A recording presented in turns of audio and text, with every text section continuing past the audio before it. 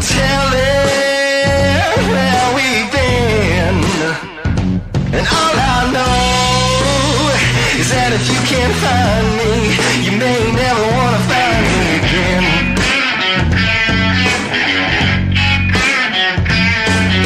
Cause people don't understand. People don't understand. People like me.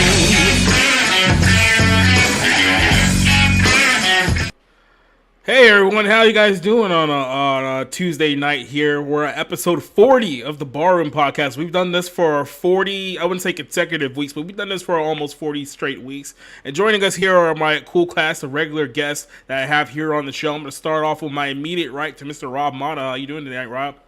Oh, I'm doing good. I'm still employed, so that's good. For now. For now, and we'll just keep those good thoughts in our headspace. Yeah, we'll talk about that in a second here. Also joining us, someone who's probably going through equally as worst a time as you right now, is Mr. Orange Hat Reviews. How you doing, Orange? Yeah, welcome to the Orange House of Pain, folks. I mean, if you've been following me, you know what's up. So, yeah, I'm doing good. Just hanging in there as best as I can. Yeah, I don't recommend being any more specific than that, or YouTube might kick us off. Yeah. Well, joining us is the Leaf Feather C.S. Johnson. How you doing tonight? Hi there. I'm good. Good enough anyway. So I'll complain about stuff later too. Hey, you know it's funny? Every time I see Cassie like sitting in her chair, like my immediate reaction is like, is she wearing like cat ears? Every time she sits like right in that little spot, it looks like she's wearing like little cat ears on her tail. But no, it's not her. How you doing today, Cassie? Chillin', bro. Everything's cool. Can't complain. Good to be here with you guys, as always, every Tuesday night. Well, you might notice something changed over the last couple of days, because tonight's show is the first episode of the Barroom Podcast that we're actually streaming on Rumble. So this is an experimental show for us on Rumble, because I have no idea how this works. But if you're on our Rumble site right now, we are in fact live. So there is that. So there is a hope for us yet. I'm going to go ahead and give you guys the links to our Rumble stream right below over there. And then I found out on Twitch that apparently we're very close to getting monetized on Twitch. The only problem is that I don't apparently average enough active live viewers on the channel to get monetized on Twitch. But then again, I'm also hearing that Twitch is apparently cutting revenue from a lot of their streamers as well. So people are getting very, very desperate on Twitch, which means that if you guys don't like softcore and porn streamers, then you know it's gonna get even worse with the lack of funds that are being divvied up over there. So I recently snap those thoughts. I recently started streaming on this Twitch alternative called Kick, where it is the Wild Wild West and a low amount of competition over there. And literally, I was there watching fucking episodes of Ed and Nitty. Like, oh, this is completely fine. Everything's normal. Me and the chat were having fun, and I've converted some individuals into trying Kick as well, and it's pretty cool over there. It's good enough to stream and not complain about, you know, oh, this isn't as good as Twitch. I mean, it's not as good, but it's damn close enough for it to be surely viable. All they need at this point is an app that you can access on your phone or on your tablet. They get that. I think that they're gonna probably shoot up in popularity. Yeah, they're putting in the work to kind of fix things around, which is the most that you can ask for right now. But let's go ahead and talk to some of our guys in the chat. Neo posted this little twofer here in the chat when we first got started. It says, in the modern day, a YouTuber unit was sent to prison by SJW court for a crime they didn't commit. These men and women were properly escaped from maximum security prison to a social media underground. Today, they're still wanted by SJWs and other loonies. They survive as YouTubers of fortune. If you have a problem, if no one else can help, and if you can find them, maybe you can hire the Barroom team. Yeah. I want cash up front. So who would I be in that team? Definitely whoever one the crazy one is. So Murdoch? Yep. Mad Murdoch or whatever. I could see it. I like Murdoch. I can be Mr. T. No, I think Cassie has to be Mr. T. Yeah.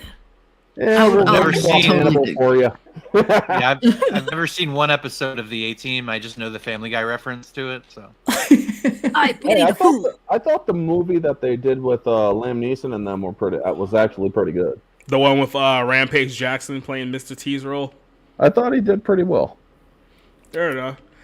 Duke Nukem joining us for a very interesting question here. Would you rather date Jenna Ortega or Elizabeth Olsen? I'm just going to go ahead and say this right now. Neither are good options. There's severe Although I I'll have take seen the male. Elizabeth Olsen naked. She's not that bad looking.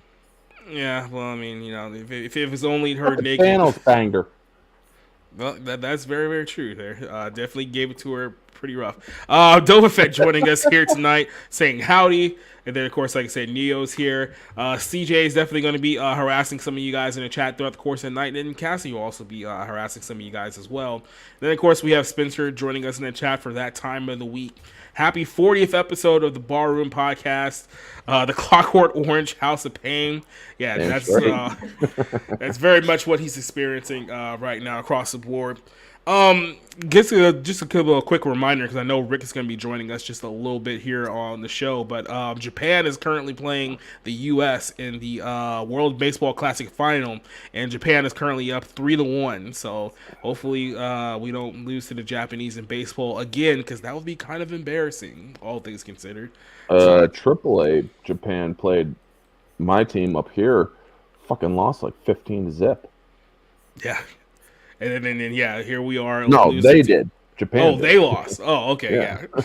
Well, I'm gonna say, they got a pretty solid group of characters over there. I mean, we don't talk much about Japanese baseball for the obvious reasons, but it's pretty much they're known to be the second best baseball league in the world next to MLB. And who knows, with all the stupid changes that MLB is making, they may jump to the first here if MLB keeps suiciding their own audience. Let's put it that way. Yep, you're kidding. Jackson Clown's also joining us. Just bring a freaking black national anthem to it, and that'll do it. Yeah, I mean they're literally killing the overall enjoyment of the game of baseball at this point, where it's like hitters are basically getting called out on strikes because they're adjusting their gloves. Stop adjusting your gloves, just swing.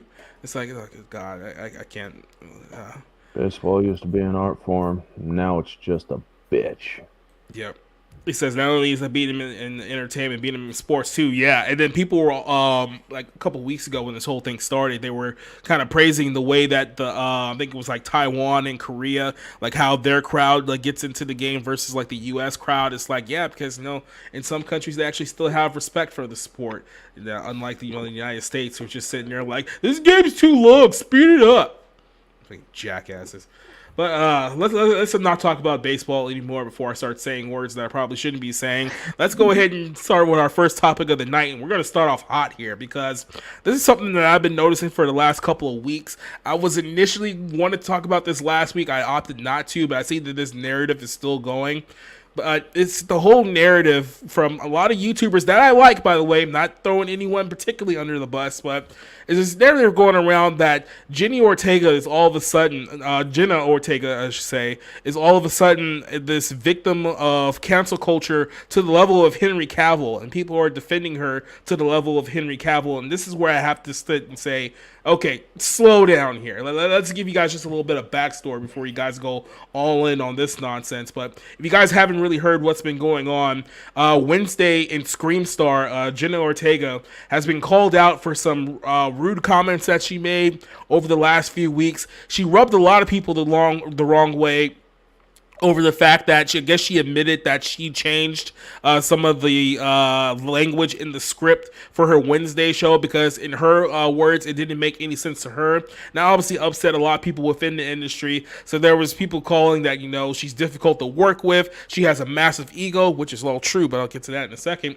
So what a lot of people, YouTubers did over the last few weeks is that they kind of saw this trend of, oh no, people in the industry are canceling her. We have to defend her. Now, I get it.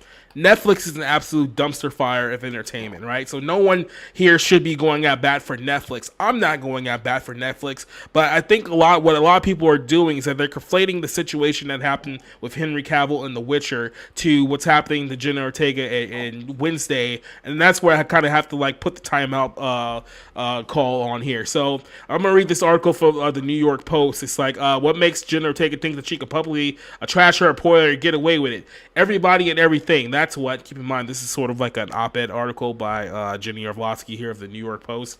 But I'm going to get down to the meat and potatoes here. It's that, like I said, she was talking about the fact that she self-appointed herself as a script doctor on Wednesday, that she said that there was times on set where it became almost unprofessional in a sense, where I started changing the lines. As I said, in the series, there were some issues that she had with some of the screenwriters and the showrunners of the series that she didn't agree with, so she just took it upon herself to change things, and that rubbed some people the wrong way. The script supervisor thought that I was going with something, and then I had to sit down with the writers, and they'd be like, "What happened with that scene?" And I have to explain why I couldn't do things the way that they wanted them done. So essentially, she was changing things on the fly and upsetting people along the line.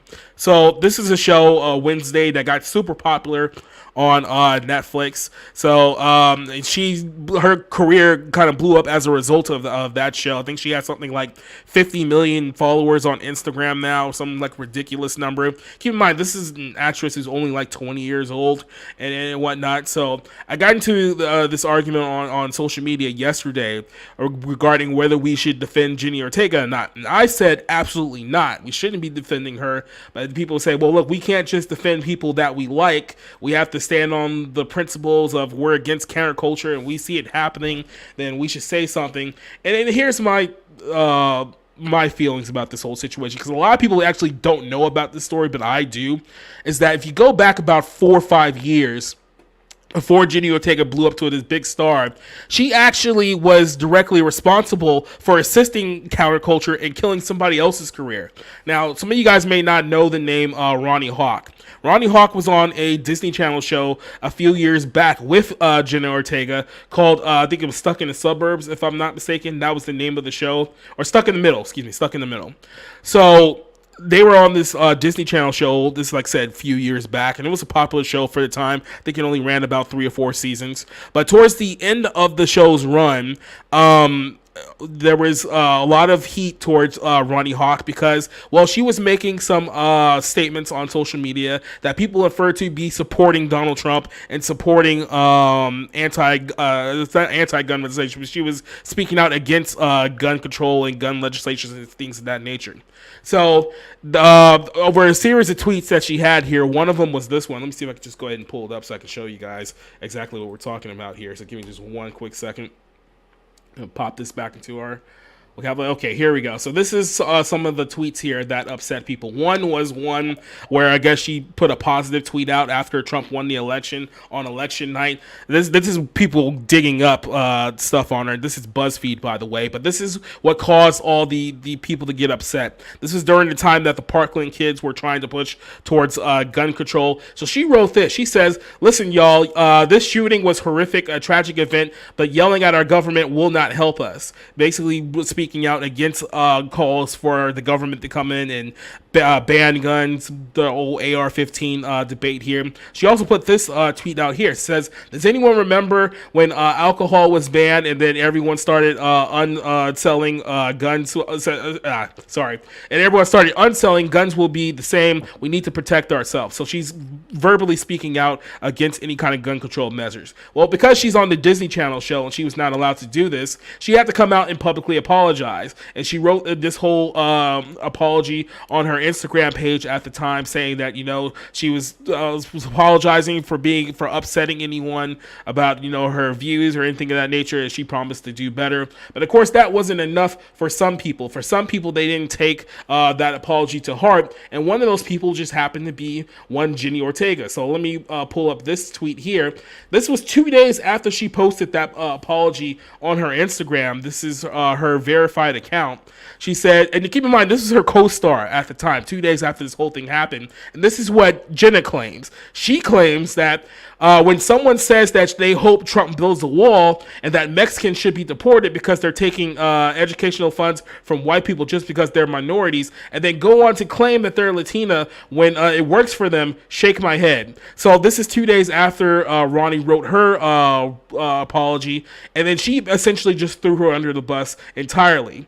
Because of this, Ronnie ended up leaving the show. She was also working on another Netflix show at the time called On the Block, which came out around the same time that all this happened. And because of the whole I guess you could say online beef that took place here, that show also got rid of her. Ronnie Hawk's career has pretty much never recovered from this. I think she's only done like one project since then. Hollywood has essentially blacklisted her because it's like, well, she supports right-wing issues, so we can't have somebody like her in Hollywood. And as a result of this, Jenna Ortega's career completely blew up as a result of this. She's been in Scream, she's been in X, obviously she was canceled in Wednesday. Like, she's the new Hollywood hit girl as a result of this. So I saw this happen years ago. So when I'm looking back at, current time where people are saying that, oh no, this is cancel culture coming against Jenna Ortega, we need to defend her, I say no, we shouldn't be defending her, because she's the same person who used cancel culture to her advantage just a few years ago. And let's be honest, she's getting nowhere near the heat that Ronnie Hawk got 4 years ago for people to be defending her to this level. So what I say is like, hey, if she's getting into a fight with the writers at Netflix and people in the media, I say let them fight. We don't need to defend somebody like this, because at the end of the day, you reap what you sow. So I'm actually going to start this one out with Cassie, because Cassie, you're Hispanic, or at least half Hispanic, and you know a lot about puta on puta violence. So what do you think about this whole situation here with Jenna Ortega? Should we defend her on the basis of, well, if cancel culture is going against her, we need to defend her? Or with everything that we know about the whole situation, should we say, yeah, you know what, you're on your own on this one? Yeah, I mean, I would love to hear her thoughts, since she's so, giving her personal thoughts on if I'm truly Hispanic or not, since I'm, half Hispanic. Yeah, I would love to hear that from her very mouth. But just real quick, that was the whole thing that got sprouted out to it as well. She was implying that, oh, you're not a real Latina, you're just a white girl taking roles from Hispanic people. Like that whole tweet, that there was a whole bunch more that went into that. But just giving you the gist of what happened there. Yeah, it just seems like this chick is kind of like a self-absorbed prick, really, when it comes down to it.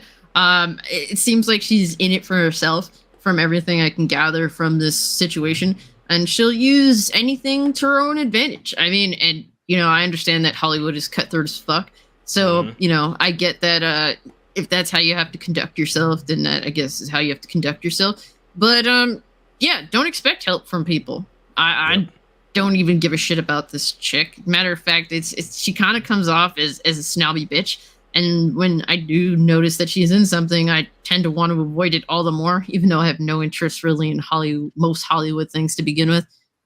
So yeah, that's really what it boils down to. She seems like she's just a person that's in it for herself, like everyone else. And that is particularly why I don't think that people should be going to bat for her on Twitter or whatever, because it seems as though she's willing to throw anyone under the bus at any time, especially if it benefits her own career. Yeah. You're muted.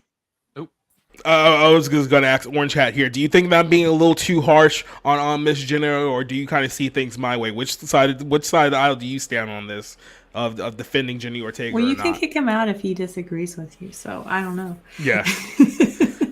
Honestly, I think that you're spot on. She shouldn't be defended.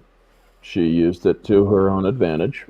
But here's another thing. When it comes to what she did with the improvisation, well, let me ask people this. Didn't her improvs make it into the final cut? It seemed that she actually did the production a favor. Now, I do understand the argument for unprofessional behavior. I mean, I could see this from all different arguments. But the fact that as for her earlier political stuff, I do feel bad for Ronnie Hawkins for basically showing she was semi-conservative. But unfortunately, she didn't have the clout to basically be unabashedly conservative, because we all know that is a terrible sin that's punishable by death in Hollywood, apparently. Well, career death. Jenna Ortega, honestly, I have no fucking respect for this woman. I mean, because I saw the Wednesday series. Sure, she was good acting in it, but that dance was so fucking disturbing and creepy that it's like, I don't know why I'm watching this. I feel like I need to I feel like I need to talk to a psychologist after seeing this, because it was just that seriously twisted. I mean, I could have said something totally different, but the stream would have been pulled. But Jenny Ortega loves to use as much of this shit to her advantage when it's convenient for her, and that simply just screams out one word that's very, very fitting, because most of Hollywood are the parasites. Yep. They will feed off of whatever content they can get, and they will do it without shame. Well, Rob, obviously you just watched Scream 6, the best movie that come out so far this year. So her face is very fresh in your mind. What do you think of this whole situation? Yeah, no, I said something last night like she's not going to age well, like just her face is going to hollow out and shit, like an old Mexican lady. But look, I think right now anyway, she's a cute girl, but she's everywhere. And I guess she has enough fans maybe to sort of push back against that. But I kind of feel like people are going to get sick of her sooner or later. She's going to be in the Beetlejuice sequel now. Like, she's anything that's Tim Burton related is that's her. She's getting overexposed very quickly. Oh yeah, and so it's because she's Tim Burton's new squeeze. Because Helena Bonham Carter's not getting any younger. Well, no, they broke up. They broke up a while ago too. They've kind of been together, and then they've been separated the last few years. But and I don't know why I know that, because I'm just like a Hollywood gossip, I guess. But the interview that Jenna Ortega gave on the podcast, on the Dax Shepard podcast, doesn't that seem like planted PR? The fact that she's being relatable because she's like, I was unprofessional and I did this, and this, and it's almost like she's lamenting her own behavior in talking about it. And so it seems like almost planned PR by her and her people to seem more relatable or down to earth or not such a bitch. Because she, and again, I don't know what this trend is with like young people being sociopathic and then being celebrated as like heroes. Because it's like, it's one thing for it to be a satire or a black comedy. It's another thing to sort of just celebrate terrible behavior. Treat it like it's heroic. So I think that's something of a disturbing trend I've seen, because it's not like these things are overwhelmingly entertaining. They're not, so it's like, why is that sort of focus of it? But I don't hate her, but I am getting annoyed by her presence. The shit with her co-star for that Disney show, that I would love to condemn her for that, but like to me, that's Hollywood. That's the sort of place that you're going. And she's a complete cutthroat bitch for doing it, but I'm sure there's a very long list of people that would have done the exact same thing in the situation. I'm not defending it. But I'm saying, like, given the situation, it's somewhat. It doesn't. I mean, look, in a vacuum, it worked out for her perfectly. She destroyed one of her co-stars, and her career blew up as a result. So it worked out for her 100%. So now she's starting to get a little blowback from her. It's like, the last person, the defense that she needs is us at this point. But I want to hit back on something that Rob said and ask Johnson if you notice this as well. It's like, we do seem to be living in a culture now that's celebrating kind of just horrible human behaviors as a I don't know if we say it's en masse, but we are in this point where, like I said, someone like Simone Biles gets celebrated because she went to the Olympics, had a breakdown, and quit, and then we're treating her like she's some kind of like hero because she quit on her team at the worst possible time. That was it. The half Japanese black tennis player who also had a mental breakdown and quit, and then she got pregnant, and then she hasn't been heard from again since. It's like we're propping up the worst possible people in our society, and maybe Jenna Ortega is another case of that in itself, right? Yeah, you can say that. I feel like every 20 years, America has to like rediscover itself and grow up again. See, I grew up in the 90s, so I feel kind of like, oh, I came of age at exactly the right time as the rest of the country. And And there is like a natural progression when you grow up is that you start out as a very wide-eyed idealist. You know, and I have children, Yeah. so I see this every day. It's like, oh, look at that. It's so amazing. And I'm sitting here and I'm like, okay, don't say anything. Just say yes, it's fine. It's you know, it's just funny stuff like a Barbie doll or something. I don't know. Yep. And then you like as it's like you grow up and it's like you become more cynical and depressed and you start to realize the dark side of stuff and like all these people that like you meet some more of your heroes and you realize that they're just a bunch of douchebags and you're you know somebody's going to disappoint you and send you into this really demoralizing sort of circle. And if you're lucky, because or you know, miracle happens, you manage to like become a redeemed idealist, which is what I am. It's where you can look at the good and you can look at the bad and you can say, you know what? Just because some of this stuff is bad doesn't mean that all of it's bad. And I can build stuff up with the good, you know, and do my best to keep out the bad. A lot of people do not get to that point, I think, because it's incentivized to say in that second one, Yeah. you know, you'll never fail if you never try. And trying is hard anyway, and it'll make you look like a loser. And you'll be a terrible disgrace to all these people that you've ever had any regard for if you try and you fail. So some people are afraid of failure and some people are afraid of success and some people are afraid of both. And it's we've become in this culture where we celebrate mediocrity anyway. Yeah. So and it's like, oh, well, we've had really successful people in this industry, so now we need more. We've had a lot of successful men over here, so let's get the women in, and then let's get the rest of them in, and then let's look around. And I will say, like, we grew up with a lot of mental health focus. One of my favorite books to talk about when I'm teaching English, or you know, like when I used to teach English, was called The Pooh Perplex. And it's this book that goes through Winnie the Pooh and it does different kinds of literary criticisms on it. So you like have Winnie the Pooh as like a metaphor for communism. So because Winnie the Pooh is wearing a red shirt and it's just it is kind of funny how you know certain president of a certain country is being called Winnie the Pooh to me just for that extra layer of literary ironicness. And then there's a postmodern Pooh follow-up that talks about like queer theory and feminist theory and all this other stuff too. So it's very interesting series, recommended. But like there is like that mental health version of Winnie the Pooh too, where like Eeyore is like depressed and Pega is like manic depressive and bipolar or something.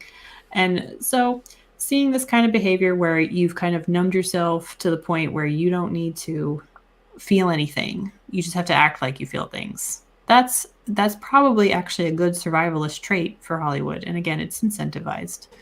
So how horrible and funny can you be to other people without it costing you anything? It's kind of like an interesting game of Twitter Russian roulette on some level. So yeah, I don't know what you said, but I'm glad you're on the show. No, I'm just kidding. everybody's asleep now, go home. No, that sounds like me every day. Yeah. So yeah, there you go. But Rob no, and I mean get we along perfectly because we understand each other. yeah, and apparently you're both really insecure too, which I found out on social media as well. So that was interesting. But no, I mean I agree. Like, dude, like I said, because this girl has, you know, such a large following on social media, whether it's organic or not. I mean, look, just because somebody has 40 million followers on like Instagram doesn't mean that they really have that many people. We all know that Hollywood likes to boost those numbers up, whether it's through bot farms, whatever the case is. But obviously, this is a woman who they feel like, hey, we have a cultural impact she has a cultural impact on, you know, young girls, and it's like, yeah, a lot of the young girls are gonna look up to her and idolize her. So if they promote this girl, her worst personality, her worst, you know, habits and things of that nature, that maybe they'll inspire other girls to act pretty much exactly like her. It's the same thing we saw years ago when we let the Kardashians be models to young girls, and look where we are 15 years later. Like, that didn't come back and bite us in the ass in the worst possible way, even though anyone with a brain could have possibly saw this coming. I mean, like I said, my final stance on this, and I'll let you guys wrap it up here, is that like I said, I'm not defending anyone in this situation. I'm not defending Netflix for what they're doing. Look, the show writers, it's a Netflix show, so the writers are probably hacks anyway. That's a given. But I'm also not defending, this 20-year-old girl thinking that she knows more than Hollywood screenwriters, that she's in a position that she's gonna script write her own stuff. It's like, you're not Scorsese, you're not Tarantino. You don't even have the pedigree of somebody like a Brad Pitt or a Leo who can get away with something like that. It's Well, like, I mean, you like don't. even like Elizabeth Olsen talked about like changing, like having influence over her character and Yeah. the multiverse of madness. And actors honestly have their own script writers sometimes on them. Like Will Smith is like famous for that practically. Well, So, in addition to slapping Chris Rock. So. It's just that Elizabeth Olsen had played the character for years. Where what the fuck did Jenna Ortega play on before Wednesday? Scream Well, I mean, 5. if it's a matter of clout, though, like she's a very pretty girl, and pretty girls can get away with anything. If you're not careful. Not in my neck of the neighborhood. If she pulled the shit that she did, she'd probably get fucking floored. Well, We don't deal I with think it stupid sounds shit like up to me, her boasting sounds like a very young, almost kind of naive sort of cynic. Sounds like That's an egomaniac yeah, make it to me. in Hollywood, yeah. I mean, look, good buddy Ben Hameen always says when you look at the professional wrestling industry, you got those guys who think that they're much higher on the card than they actually are, and they find out the hard way. Oh, you think you're over? You're not over. Like, don't mess with the mafia, because you'll find out pretty quick exactly where your placement on the card truly is. So, and maybe somebody I do needs agree to. with. Go ahead. Oh, sorry, I was gonna say I do agree with Rob. She's the it girl for now, but she'll be the out girl tomorrow. So. Yep. Damn Like, right. if you want to look at the ghost of Christmas future, go look at Aubrey Plaza and see how that worked out for her. So it's so funny saying that because I actually think Aubrey Plaza, like, at least she created like her persona. She created like something that she's ran on for the last 15 years. So I don't think Jenny Ortega is going to last 15 years. So I mean. especially Talking with about her like how current she was out. looking at like the award show the other night or whatever. I mean, and not only that, look at someone like Katherine Heigl. I mean, Katherine Heigl's career completely blew up because of her ego behind the scenes working on the project that she was working with. It's like, just because you're the hot girl for now doesn't mean that's going to last forever. So, Dude, I had Katherine to tell my Heigl- daughter the Wasn't other she day. in No. Bride of Chucky? I honestly have no No. idea. Well, her I had to story's tell great. I had to go tell my ahead, Rob. daughter the other day that like it's the tallest blade of grass that gets cut by a lawnmower first. So, it's the same thing. When they call for like redistribution of cultural reparations and equity among social media or something, she'll be lost in the sea of. That's way too many big words for me right now. Well, she is a Yeah, writer, so. Katherine Heigl basically like overestimated her talent and worth. She thought she was like a leading lady category, and she was just a bitch to like everybody in the first couple, like 4 or 5 movies she got, and then after that nobody called her because it's like her talent didn't meet the hassle it took to put up with her. So that's a great like case in point. Don't be a Katherine Heigl. Yeah, history tends to repeat itself quite a few times in Hollywood, so we'll know. So, Rick, what do you think about the whole Jenny Ortega and Ronnie Hawk situation? You got any opinions? No, you don't know anything about either girl? Okay, great. Well, we can move on to our next topic here, which is Elizabeth Olsen in the MCU. We're going to talk about the MCU a couple of times here tonight, but I wanted to talk about this story because this one's just baffling here to me. Elizabeth Olsen wants her Wanda Scarlett Witch character to have a lot more humor when she returns to the MCU. So I know there's a story with Victoria Alonzo. We're going to save that for later, so I'm just going to focus just on her comments here. If you guys hadn't watched the last couple of things that the character of Scarlet Witch has been in, is essentially WandaVision and Doctor Strange 2. In WandaVision, it is revealed that Scarlet Witch, after the death of Vision, enslaved an entire town in New Jersey against its will so that she can live out a fantasy that her and her Vision are still married and that they have kids. So literally, she kept the entire town hostage against their will to the point where they were crying and pleading. And then they actually had the audacity to be like, well, they'll never know what you did for them. Like, what? Kidnap them? This is pretty much what you did. And then we move over to Doctor Strange 2. And in an attempt to be in the same universe with her children, which doesn't exist in the universe that she's in, she literally wipes out an entire universe and kills their entire lineage of superheroes for completely selfish reasons, and only stops when her kids from another universe views her as a monster, when she decides to, quote-unquote, kill herself, even though we know with the multiverse, they'll just bring her back at some point in time later. But she did an interview recently, I think, with Screen Rant, where she wanted to... touch on the more comedic side of her character after turning her character into like this horrendous murderer for like the last like couple of years. But this is what she said here. It said, we can do anything with her now because, you know, the character's dead. It said, I feel like we've done so much that we can really have fun. I feel like there's a lot more humor to be had with her. Well, she's often an emotion, the emotion of the story. I'm curious to see what we can explore. Hopefully we can give her some redemption. Well, here's the thing.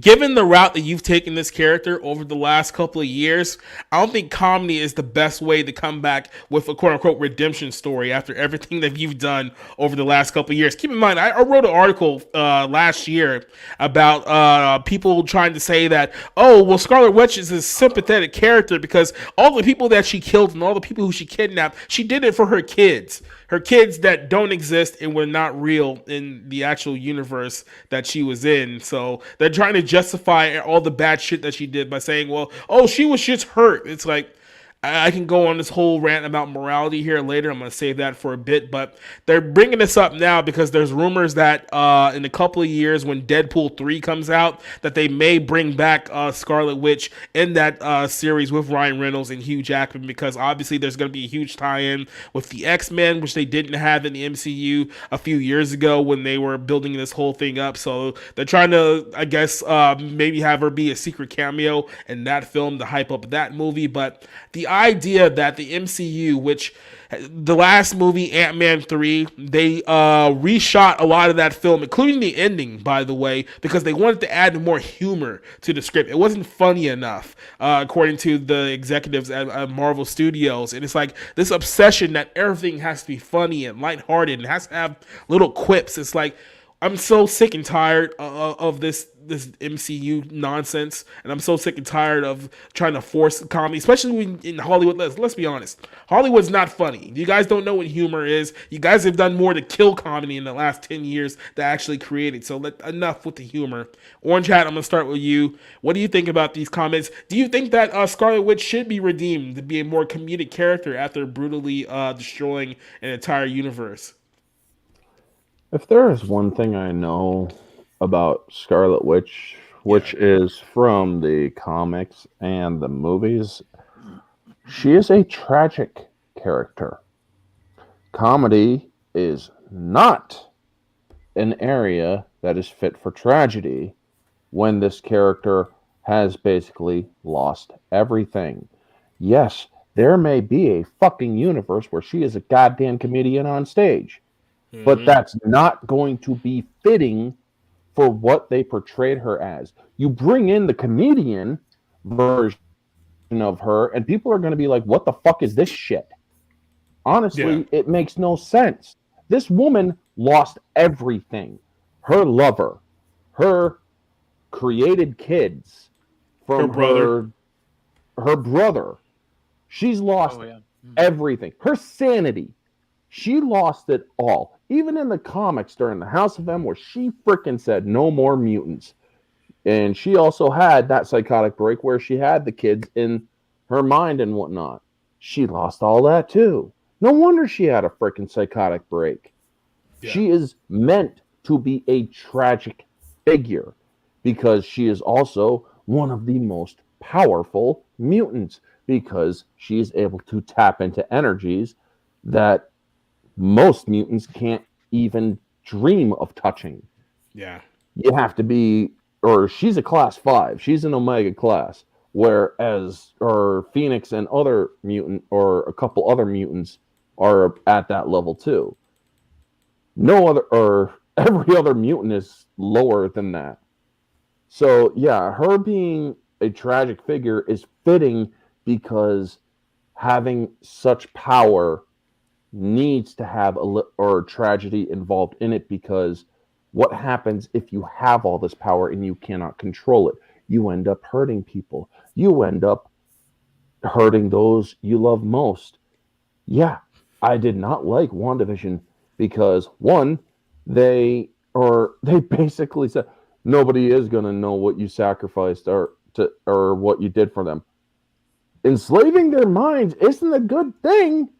I'm Yeah. sorry, but that isn't. So a couple of, just like I said, just complete moral and logic errors. I know Drax asked if he had killed Brie Larson. No, she, in the film Doctor Strange 2, she killed an alternate version of Reed Richards and went as far as to ask if his kid still had a mother, so that the kids will still be raised by somebody, right before she brutally murdered him. So this is your heroic character that we're talking about here. And then here's another thing. I think what's feeling Elizabeth Olsen is that, I remember last year where she was doing the press tour for this movie, and there was a lot of people showing off the tweets on social media talking about, oh, Scarlett Witch is mommy, she's mother, and like they were asking her, like, oh, what do you think about this sick fan base that you guys have here on social media? And she was all like enamored by it and stuff like that. So I think in her mind she may be thinking that this character is a lot more, I guess what's the best say, likable than it is in reality. Because I think what we're dealing with, people who are obsessed with these Marvel movies, their sense of morality is so screwed up that they actually think that she's, in their mind, she's still a good character despite everything that she's done. But like I said, let's put it this way: Punisher in the Daredevil series got condemned for far less than he did in that movie versus what she's done in the course of two separate films. And by the way, the woman who said that whole line that you'll never know what you did for him, she went on, Scarlet Witch, to kill an alternate version of her mother in the very next film, by the way. So it's like, yeah, you let this woman off the hook, and then she went to another universe and killed your mom. So the brilliant writing you got there, MCU. I mean, not only that, you also have, or in my opinion, Elizabeth Olsen is as twisted as her Marvel, or as the Marvel character she plays. I mean, it does kind of, or that does kind of happen when you're an Olsen in Hollywood. Yeah, well, considering the family. yeah. And then the sad part is she still might be the most normal one in that bunch. So, Unfortunately, all yeah. things considered. Rick, I know you've been sitting there for a while. What do you think about the whole Scarlet Witch situation? Well, first, it's hard to make this character who's already been established as being, if not tragic, uh, capable of mass murder, as a comedic figure. I don't know why they think that. I mean, it's. I'm trying to think of a parallel. I'm trying to think like maybe like Green. Was it Green Goblin? Yucking it up. It's not going to work. We've already established that this person is at least highly troubled, murderous, and now we're going. I mean, what kind of comedy could they come up with? For me, I thought the comedy came early in the early clips from WandaVision, where they made it look like a 1950s sitcom, and then it devolved into like trying to be very serious. Yeah, You can't have this character suddenly shift from tragic to murderous and now comic. This is her trying to come up with something, I guess, to stay in this universe. I thought first I'm confused. I thought she wanted to get you. I thought she wanted out of the Marvel Cinematic Universe. So I'm perplexed why she wants to go back in. That's one issue. Second, when they try to do comedy, does it work? I mean, we've seen this. We've seen what they've done to Thor. Thor was supposed to be a very serious character, and now he is a joke. He is like a big himbo that everyone laughs at, and Yep. that hasn't redeemed this character. That's made him look foolish. Um, I would just say to Elizabeth Olsen, you know, in this case, don't take the check, and don't even bother. I mean, go work on Broadway. Go get a TV show that's not MCU related. There is no redeeming this character into making her into this Like I'm trying to picture, like she's gonna be the MCU version of Carol Burnett or like Mary Tyler Moore. Yeah. Please stop. Do not bring I mean, they actual technically like already did people. that. They technically already did that with WandaVision, so I mean, But you're not that far off. It's an MCU variety show, basically. You know, it's like, The thing, and I think that's what Rick's trying to say is it's this ridiculous sort of like, yeah. you know, aspect Waka of the waka. MCU right now. Look, I think that this is a perfect example of why actors should probably not be knowledgeable on the source material of the characters that they are depicting, because what she wants to turn Scarlet Witch into simply is not Scarlet Witch. Now, I'm being told that apparently they changed Scarlet Witch in terms of like now she's sort of not supposed to be responsible for the shit that she's done, which sounds absolutely asinine in itself to me. Because knowing Scarlet Witch in the comic books, she has a bit of anger management issues, let's to say the least.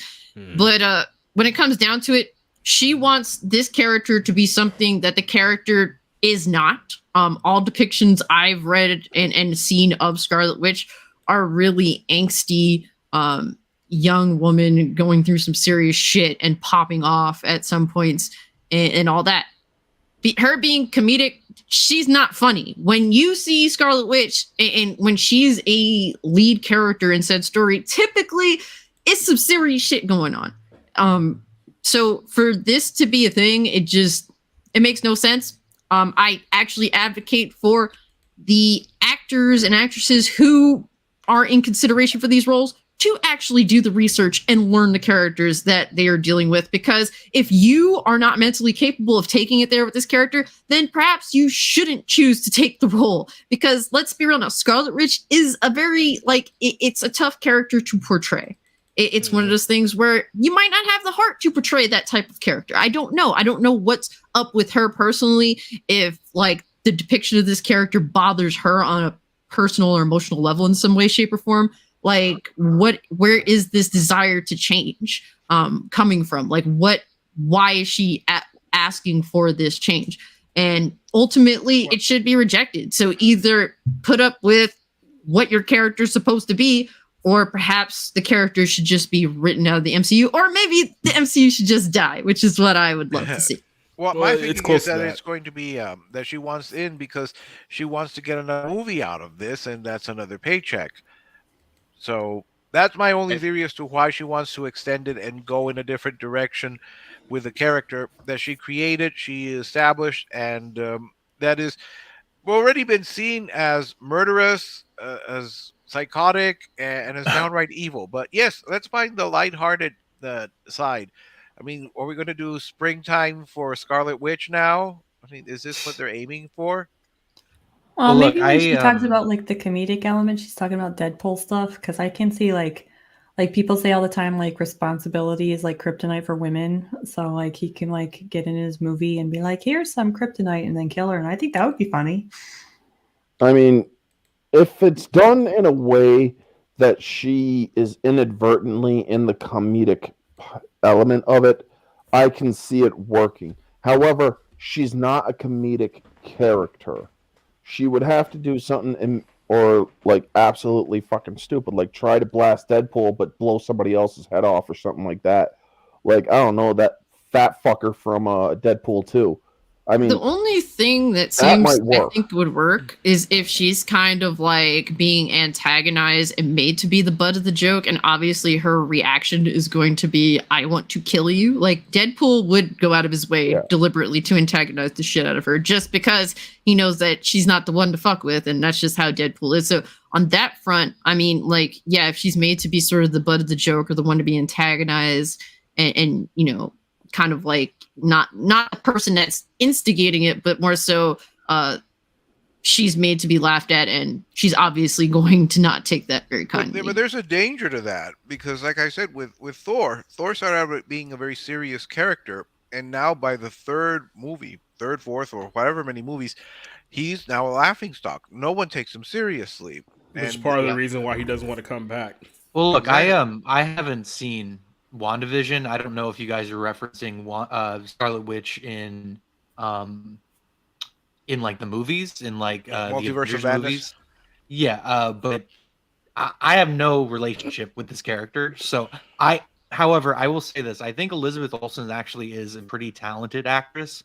I think that she's actually a pretty good dramatic actress. But I have no interest in any of the Disney Plus stuff. But I liked her in Wind River, and she's shown up here and there and given good performances that I've seen. I really think that trying to go the comedic route when your character has committed some pretty violent acts is a pretty weird creative choice, but I'm not invested, so who the hell cares what I say?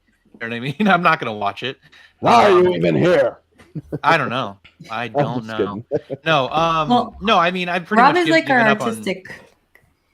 Sorry, go What's ahead. up?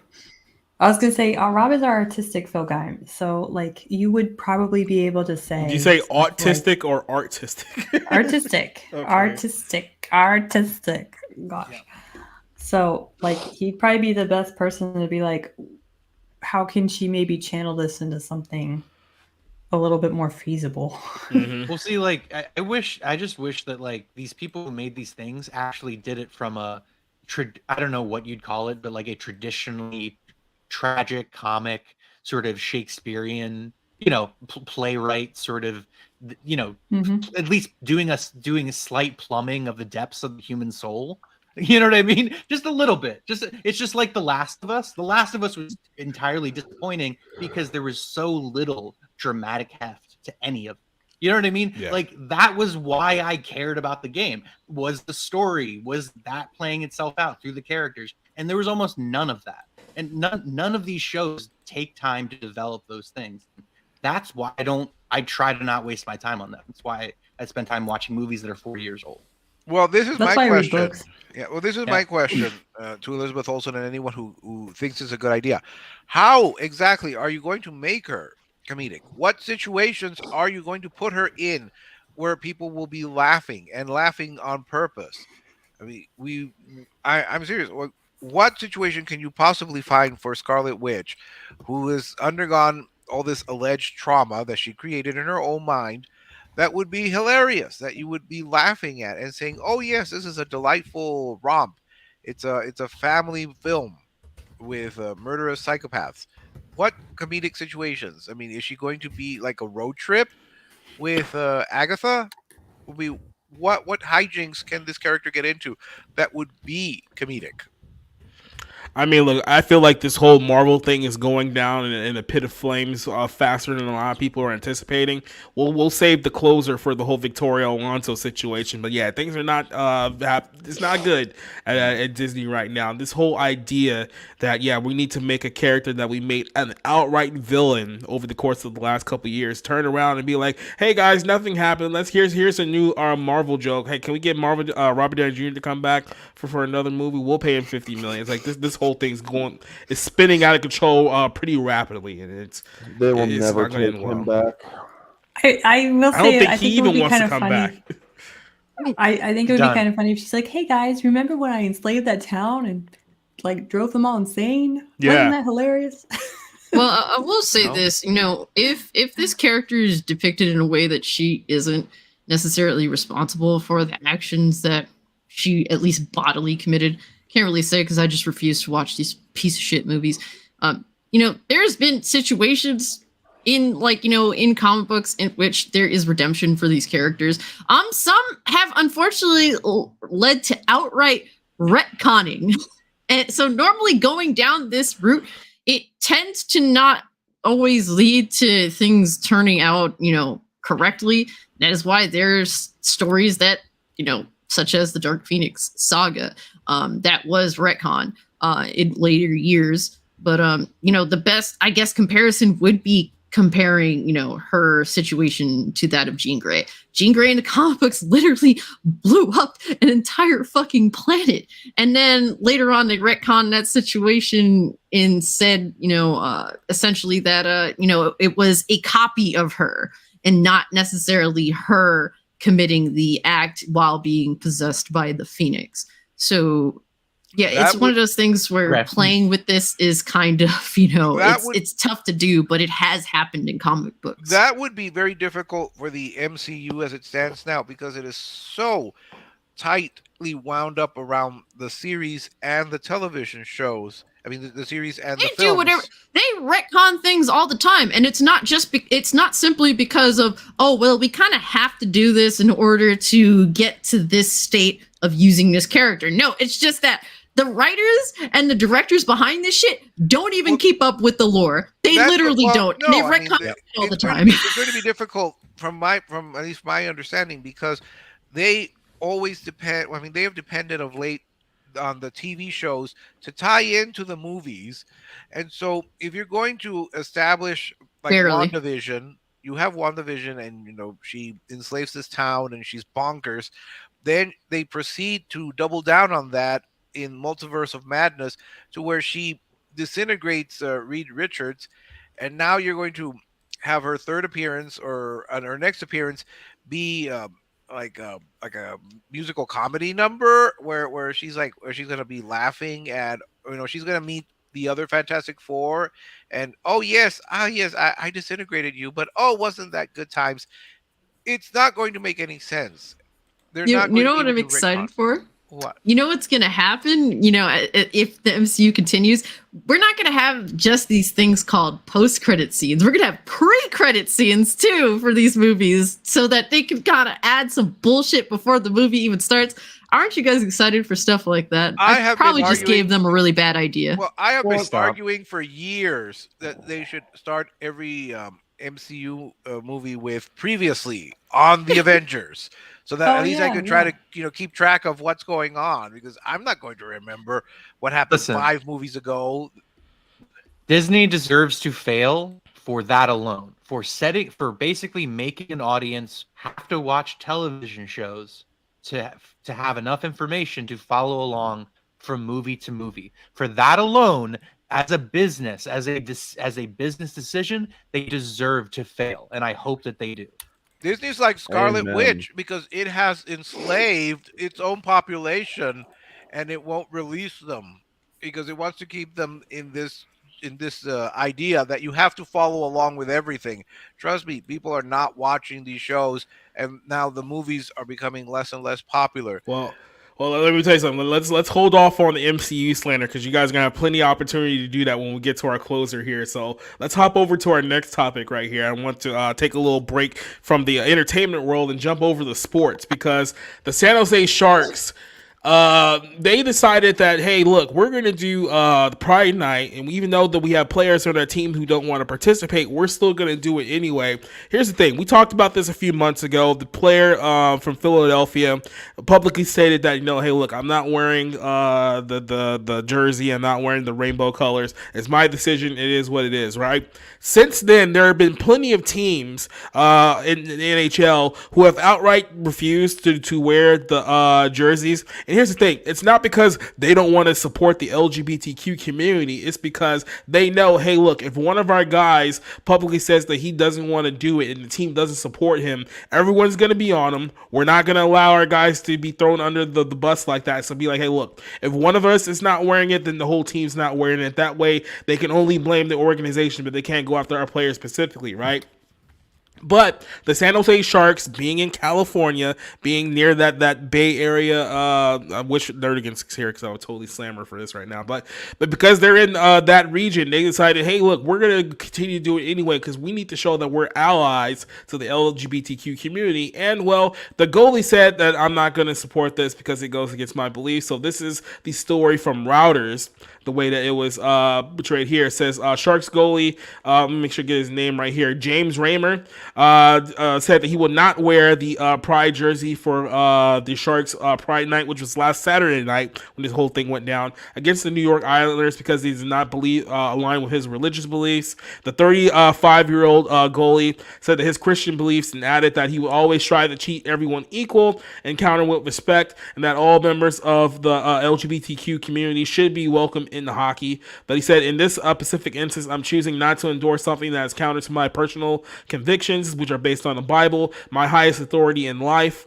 Reimer is the second player to refuse to wear the jersey this year. Earlier this year, or I guess last year, back in January. Oh yeah, January this year. Philadelphia Flyers defenseman Ian Provorov, who is a Orthodox Orthodox Catholic, I believe, a Roman Catholic, said that he wasn't going to wear it as well.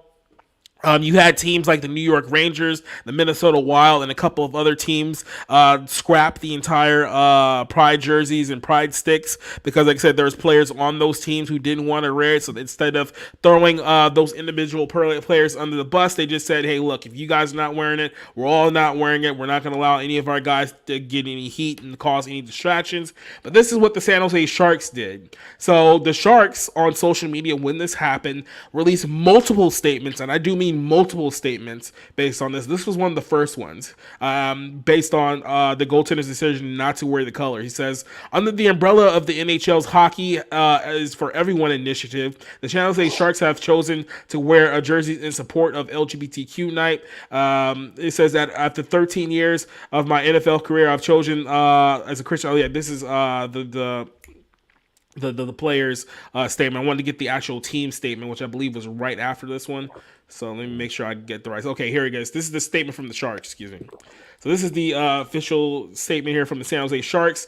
This says that continuing a long-standing commitment of allyship with the LGBTQ community, Sharks Sports and Entertainment, who owns the team, is extremely proud to host our 2023 Sharks Pride Night. This week's events, culminating in tonight's games against the New York Islanders, will reinforce our organization's values and dedication to be inclusive, welcoming, safe environment for all of our guests.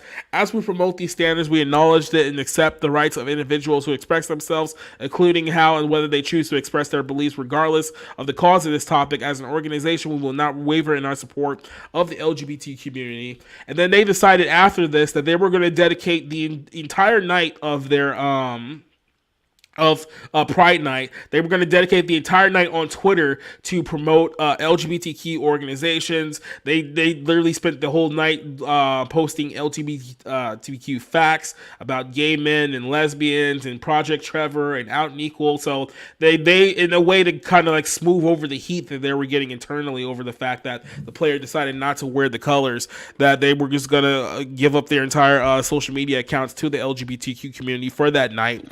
Now, of course, this didn't stop anyone from complaining about this. There are plenty of people saying that, that he should be fined. There's people saying he should be suspended, that he should put his religious beliefs aside and just wear the jersey to show that he's an ally of this group. We went through this whole thing a few months ago with the other player. We're still going through this again.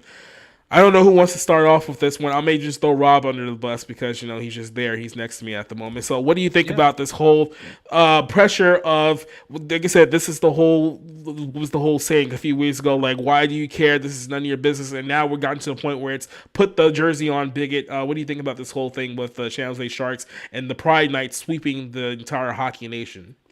Yeah, and I don't know that I would protest that. I don't know that I would have an issue with it personally. Yeah. But I have a real problem when people basically say, you have to do this.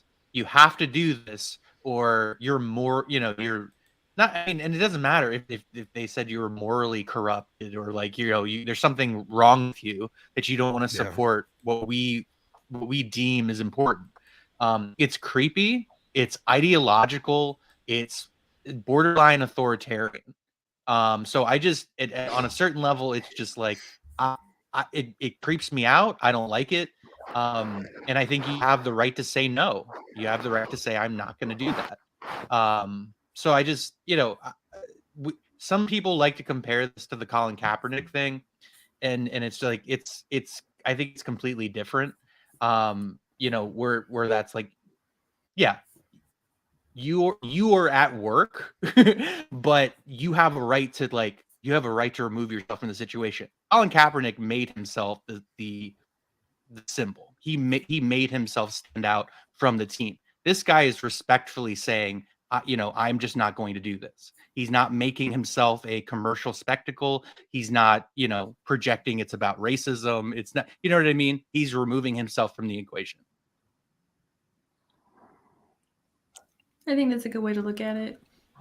And I just wanted to point real quick. You were saying how this was like borderline authoritarian. It's pretty much straight up authoritarian at this point because right after he made that statement, here comes all the journalists on cue who were slamming him, saying that he's a bigot, he's a homophobe for not being an ally and wearing the jersey. Here's a Forbes sports reporter here, a journalist, quote unquote, highlighting a Wikipedia edit calling him a homophobe. Here's another guy, freelance journalist, saying that someone should tell him that since the Bible is designated on a Sunday, that he shouldn't be playing any Sundays. He should his pay should be docked accordingly. And then here's another quote unquote journalist from TBH history saying that all those words just to say I'm an idiot. Keep in mind, he literally said that, look, I have no problem with gay people, but I'm not wearing the jersey. That's it, right?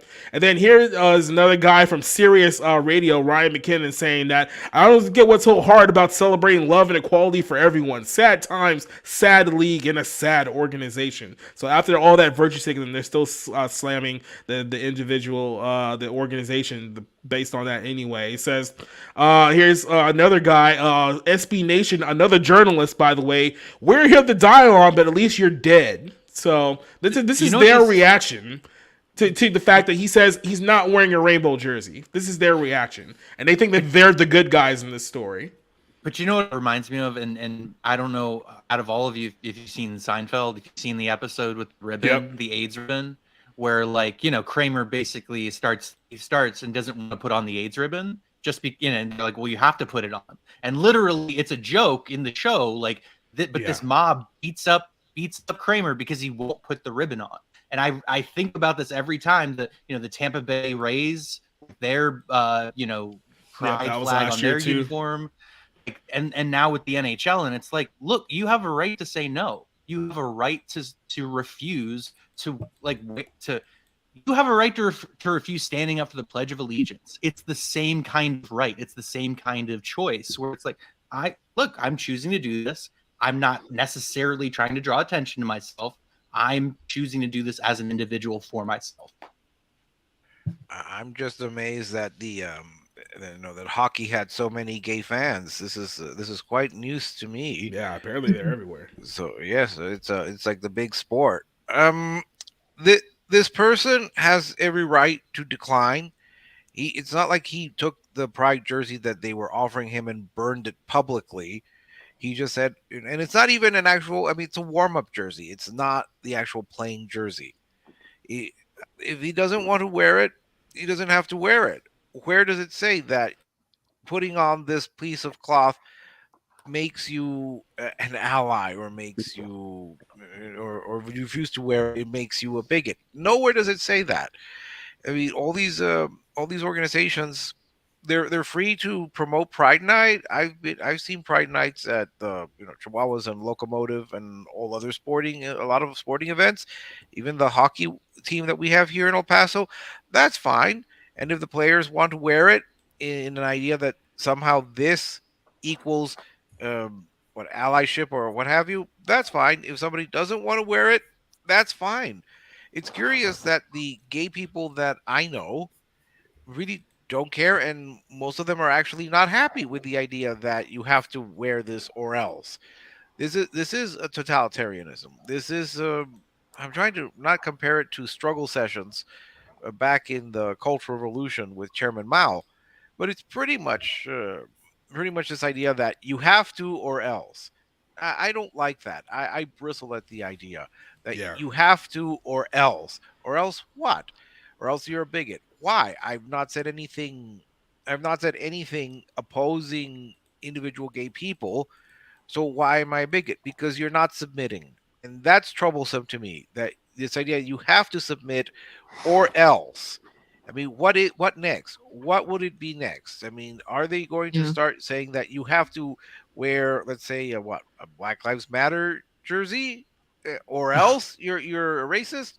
Are you going to be required to wear a Star of David jersey, or if you don't, you're an anti-Semite?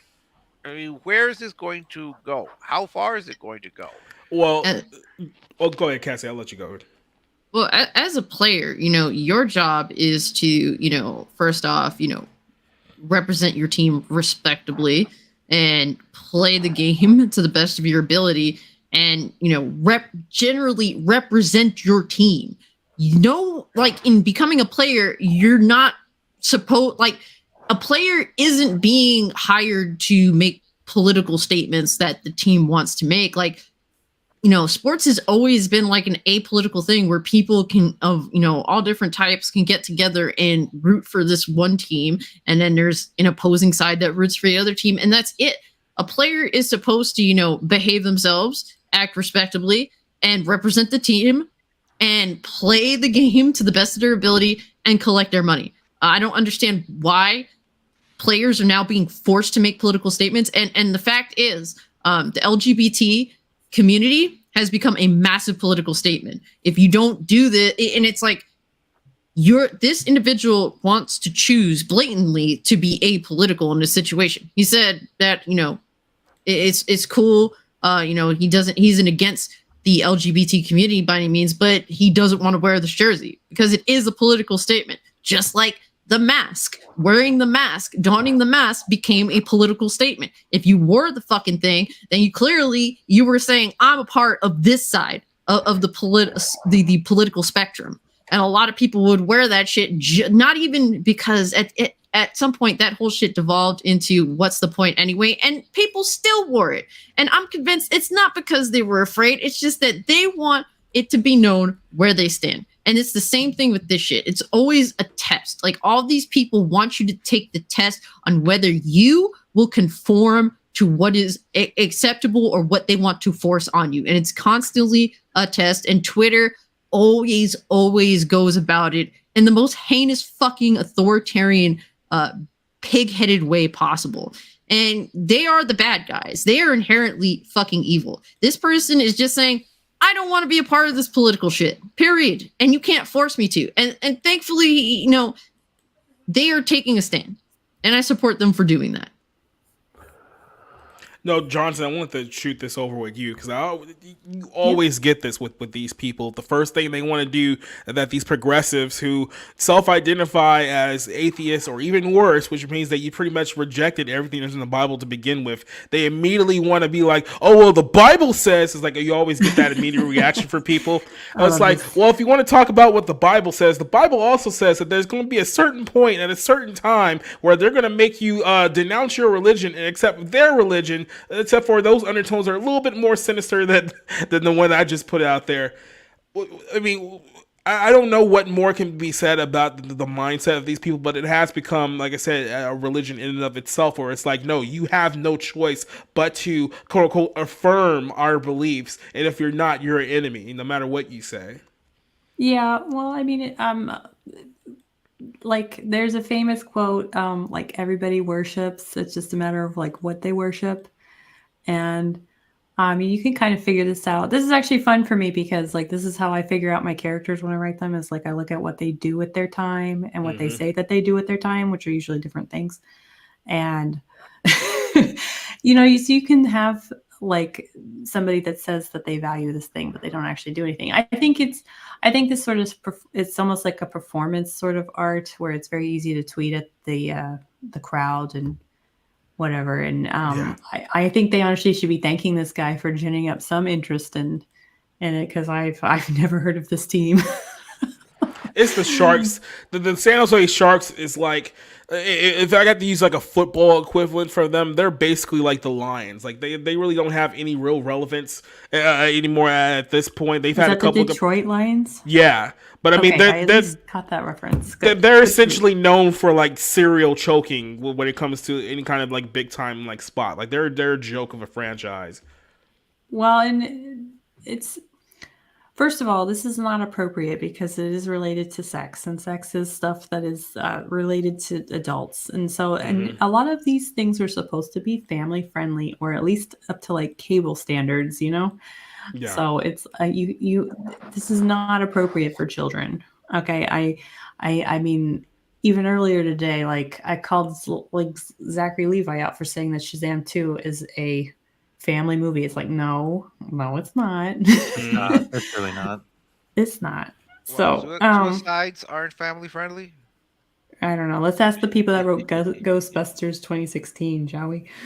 So it's just, Yeah, I do think that a lot of the people on Twitter too don't actually understand the Bible very much, and I've called a few people out on that because Well, the only thing they can ever tell you is like when you get called out on this is like, oh well, Jesus said, "Love thy neighbor." That's the only line that they can ever repeat is "Love thy neighbor." Oh, that well, and here, just because I'm the resident agnostic, if not atheist, on the panel, the other popular one is Getting well, the there, Bible Rob. contradicts itself, and it's like, okay, you have to read it in context, you fucking idiot. Like you have to don't be Yes. dishonest about what it says, and Well, you can even debate yeah. what it says, but just be honest about that conversation. Yeah, and well, like people forget too, like paradoxes are not the same things as contradictions, and I think that's something that people struggle with especially when it comes to Jesus Hold on, and just culture. 1 second. Do you think that anyone in 2023 knows what a paradox is? Like, let's be very honest with ourselves here. Like, I don't think anybody in Oh. 2023 knows what the fucking Bible is. There was a Simpsons episode about it. That's why I know. Seriously, there was. Bart cheats this test, and they think he's a genius, and he's asked to come up with a paradox, and he's like, "Well, you're damned if you do, and you're damned if you don't." It's like that's not really a paradox. No, anyway. if you ask somebody what version of the Bible they have, their brain will literally break because they probably think that's all just the same. For what it's worth, I like the ESV best. So I will say more this. New King James. I will I say like this. King James for the reading out loud. Yeah, So.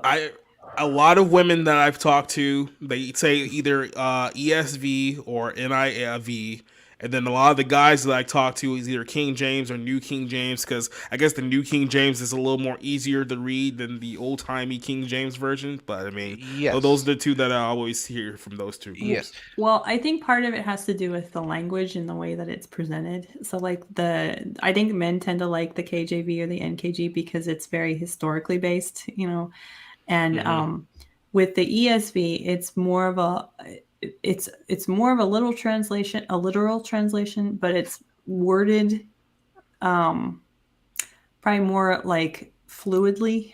So, it makes it nicer for. It makes it nicer to read. Okay, it's the like Cassie looks more like Cassie looks more like the Message type. Yeah, no, Cassie's smarter than that. Well, kind of to talk about the hockey thing. Are hockey fans this obsessed with the sex lives of other people or the hockey players? This has got to be this. Look, this has got to be the NHL desperately trying to reach out to a larger, to more fans. Hopefully increase their fan base because they must be dying. I know that what is it? Canada gets subsidized by the American NHL teams, and it's not very financially sound as a sports league. So it feels like a desperate attempt to stay relevant. Well, it's funny you mention that because the NHL, like in the last year or so, just got brand new deals with both Disney and with Warner Media as far as their TV rights. So it's you can, if you have ESPN Plus, you could pretty much watch all the hockey games on that app. They replaced their Sunday Ticket or something like that around those lines. So they're actually making more money on media deals than they were making before. But the problem is that the media rights and the cash that they're getting in, the revenue is far way below what the NFL is doing, what the NBA is doing, even what Major League Baseball is doing based on media rights. And I think in their mind, hey, if we try to appeal to more diverse audiences, quote unquote, then maybe we can get some more of that money like the other sports leagues. But here's the thing. All these people who tried to please everybody, they ended up pissing up their long-term fan bases, and then their fan bases essentially turn on the product. That way you have nobody watching. It's the same thing we just talked about with Major League Baseball. All the changes that they're trying to make to get new fans. Well, the fans you got watching now hate the changes that you guys are making. You're going to end up losing them and not getting anybody new anyway. So, I mean, this stuff like this doesn't do anyone any good in the long term, and it's I don't know. I know don't. that they've got deals with ESPN Plus or whatever, or ESG Plus. Yeah, it's probably some part of that. And I mean, I've been saying, agenda. Oh, I'm sorry. I've been saying something like that about all the shows that have come up that have reimagined or reworked it. We be with things like Velma and this upcoming Teenage Mutant Ninja Turtle thing. They're not bringing in new fans with the changes. They're alienating old fans. And what is the objective of all this? With hockey, yes, I've seen them try to grow the game, and I guess maybe they think they're going to find like the gay Wayne Gretzky, or I mean, I don't. Good luck with that. Yeah, I mean, it's there's nothing wrong with saying, hey, hockey is for everyone. Great. I've been to hockey games where Gabe and I are literally the only Hispanics in the arena, but I never felt isolated because Gabe's a redneck and I'm a wasp, so we kind of fit in. Point being, you're not going to grow the game by doing these performative things like, oh, wearing a pride. It's even a warm-up jersey. That's the thing. It's a warm-up jersey. It's not the actual playing jersey that they're wearing. So what is the whole brouhaha? The guys are going to take the jerseys off before the game actually starts. So it's really just performative. I can't take I can't take this seriously when these are the same people that freaked out because Kate Smith sang two racially tinged songs back in the 30s, and that's why they had to stop playing her version of Bless America and take down her statue outside the Philadelphia Flyers stadium because Oh, my God. gosh, she's a racist. These are That's the same so people. embarrassing. Yes, these are the same people who freak out about this, but they're going to, oh yes, we're going to have the the pride warm up jerseys. That's the thing that is just ridiculous. It's a warm-up all it jersey. is, all of this is conformity to the new religion. That's all that it is. But I hey, will agree with that. Yes. yeah. But hey, look, American hockey may be a dumpster fire. Canada hockey may be even worse. But you know one point that won't disappoint you? You know one country that won't disappoint you? Russian hockey. Because at least you don't have to deal with this in Russia. So, The way I see it, go ahead. was He he got punished? distracted. Yeah. Cassie got distracted too. That was Was this player punished? No. He has been they haven't, like I said, they haven't like fined him or anything like that, I mean the organization pretty much threw him under their bus by continuing with the night rather than doing what the Rangers and the Wild did, but they haven't punished him individually for that. Okay. Well, then that's good. Because if he ended up getting punished for it or fined or whatever, I would simply say if I was him, I'd sue the NHL. Because one, they violated his First Amendment. Now, he has every right to go by his individuality. Yes, you are a part of a team when you are signed a contract to be part of that team. Yes, you are also employed under employment while a part of that team. Once you go into that locker room for warm-ups, you are clocked in. Much like I said with the whole Kaepernick thing. And once you are leaving that locker room, you are clocking out at the end of the game. This man decided to exercise his freedom of religion. And everybody is bitching about it. It seems to be rules for thee and not for me, or rules for me and not for thee, or whatever the fucking saying is. Yeah. And it's like, okay, you all have your rights to your individuality. Why can't I have my rights to my own individual beliefs and individuality? I simply do not want to wear the jersey. If you want to live your life, go right ahead. I'm not going to say you are this or that, but I do not feel comfortable wearing the jersey. It's not that I don't, or it's not. Well, it's not only that, but you also have ally. It's just I don't want to wear it. But it's not only that, but it's the thing that, they want you to support something that your religion, that if you practice your religion and if you believe in the faith that you say you believe in, they want you to buy into something or be allied to something that your religion says, no, actually, this is a sin, this is an abomination, you shouldn't support it, you shouldn't practice it. And they're telling you, hey, can you be our ally? It's like, no. I believe the Bible also said, touch not the unclean thing. Well, Like I said, there's a lot of things in there that will explain a lot of the things that we're going through in our country and in the world today. But they only want to read "Love Thy Neighbor." So There was also a whole thing where Oh, and Judge Not, I get that one a lot. God thought all of humanity was evil, and that's why he flooded the earth.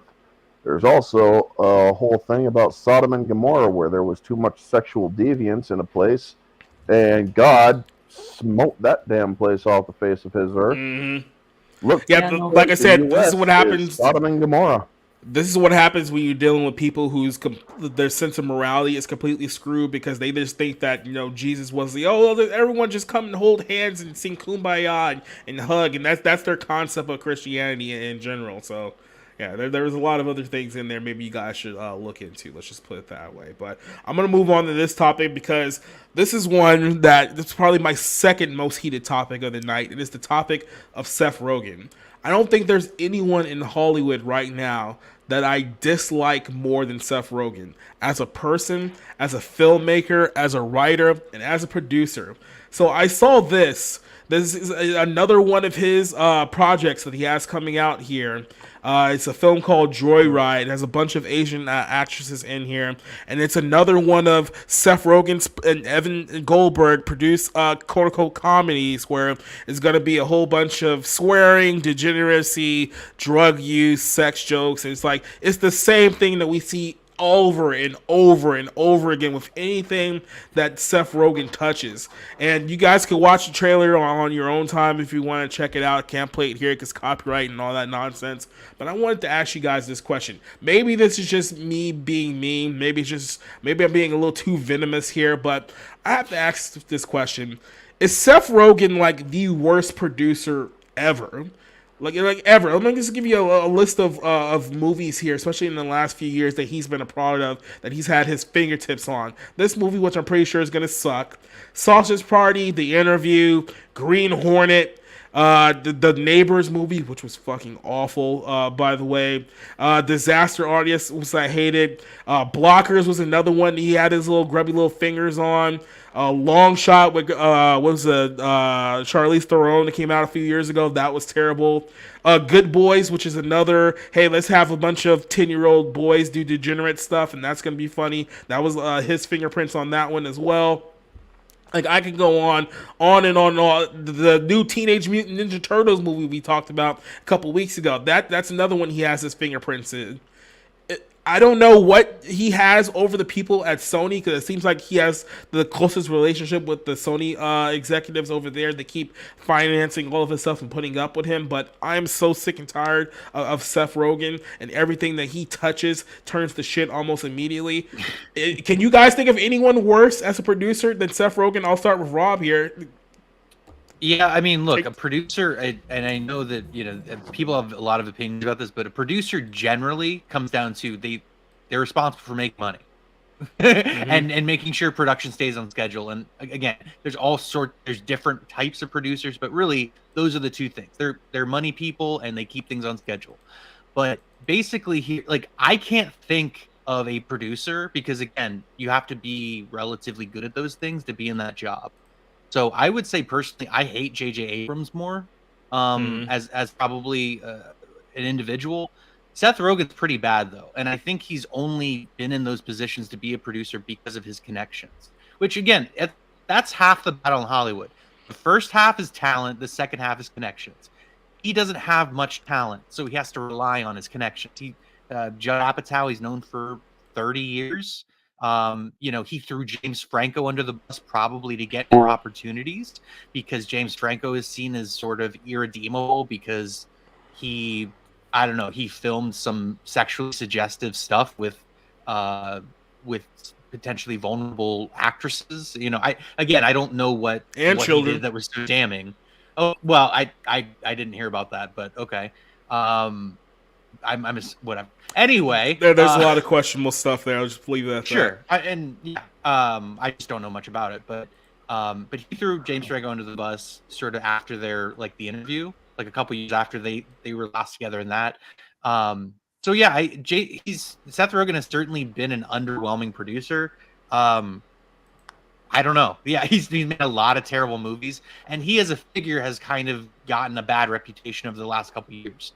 his tweets about like if you live in a big city, you should just expect to be robbed, basically, or have your car broken into. And it was just like, what fucking world do you live in, dude? Where like you emote such a scumbag like sense of entitlement that like you're just okay with it. So And then recently he said something along the lines of that he's glad or thank God he never had kids because he never would have had the career in Hollywood if he had children or some nonsense like that too. So yeah, he's pissed off because he couldn't have the abortion himself. Yeah, that would have been better. That would be the one abortion I would approve of. Just make sure we don't have to deal with any of his crap. I do know one person who is a worse producer than Seth Rogen. I will say this about Seth Rogen. He was a good voice actor in the movie Paul. That was it. But a worse producer? Alec Baldwin. I mean... well, Seth Rogen hasn't killed anyone yet, so there's that. Seth Rogen hasn't killed anyone. Seth Rogen hasn't cut safety corners on his productions. Seth Rogen didn't hire inexperienced people to do jobs that require extreme safety measures. Do you know how expensive that is? Well, I'm pretty sure Alec Baldwin could afford it if he can afford to build his own fucking company. It's true though. No, yeah, it's a joke, but it's also like terrible because literally someone died because of it, and it's like exactly. That's why you spend the money. That's why you don't cheap out. Exactly. Now we should get like an S tier, like one of those like ABC S tier lists going. So now to answer or to touch on Jake's thing here, I've heard of maybe one or two of those movies that you mentioned that he had his fingerprints on.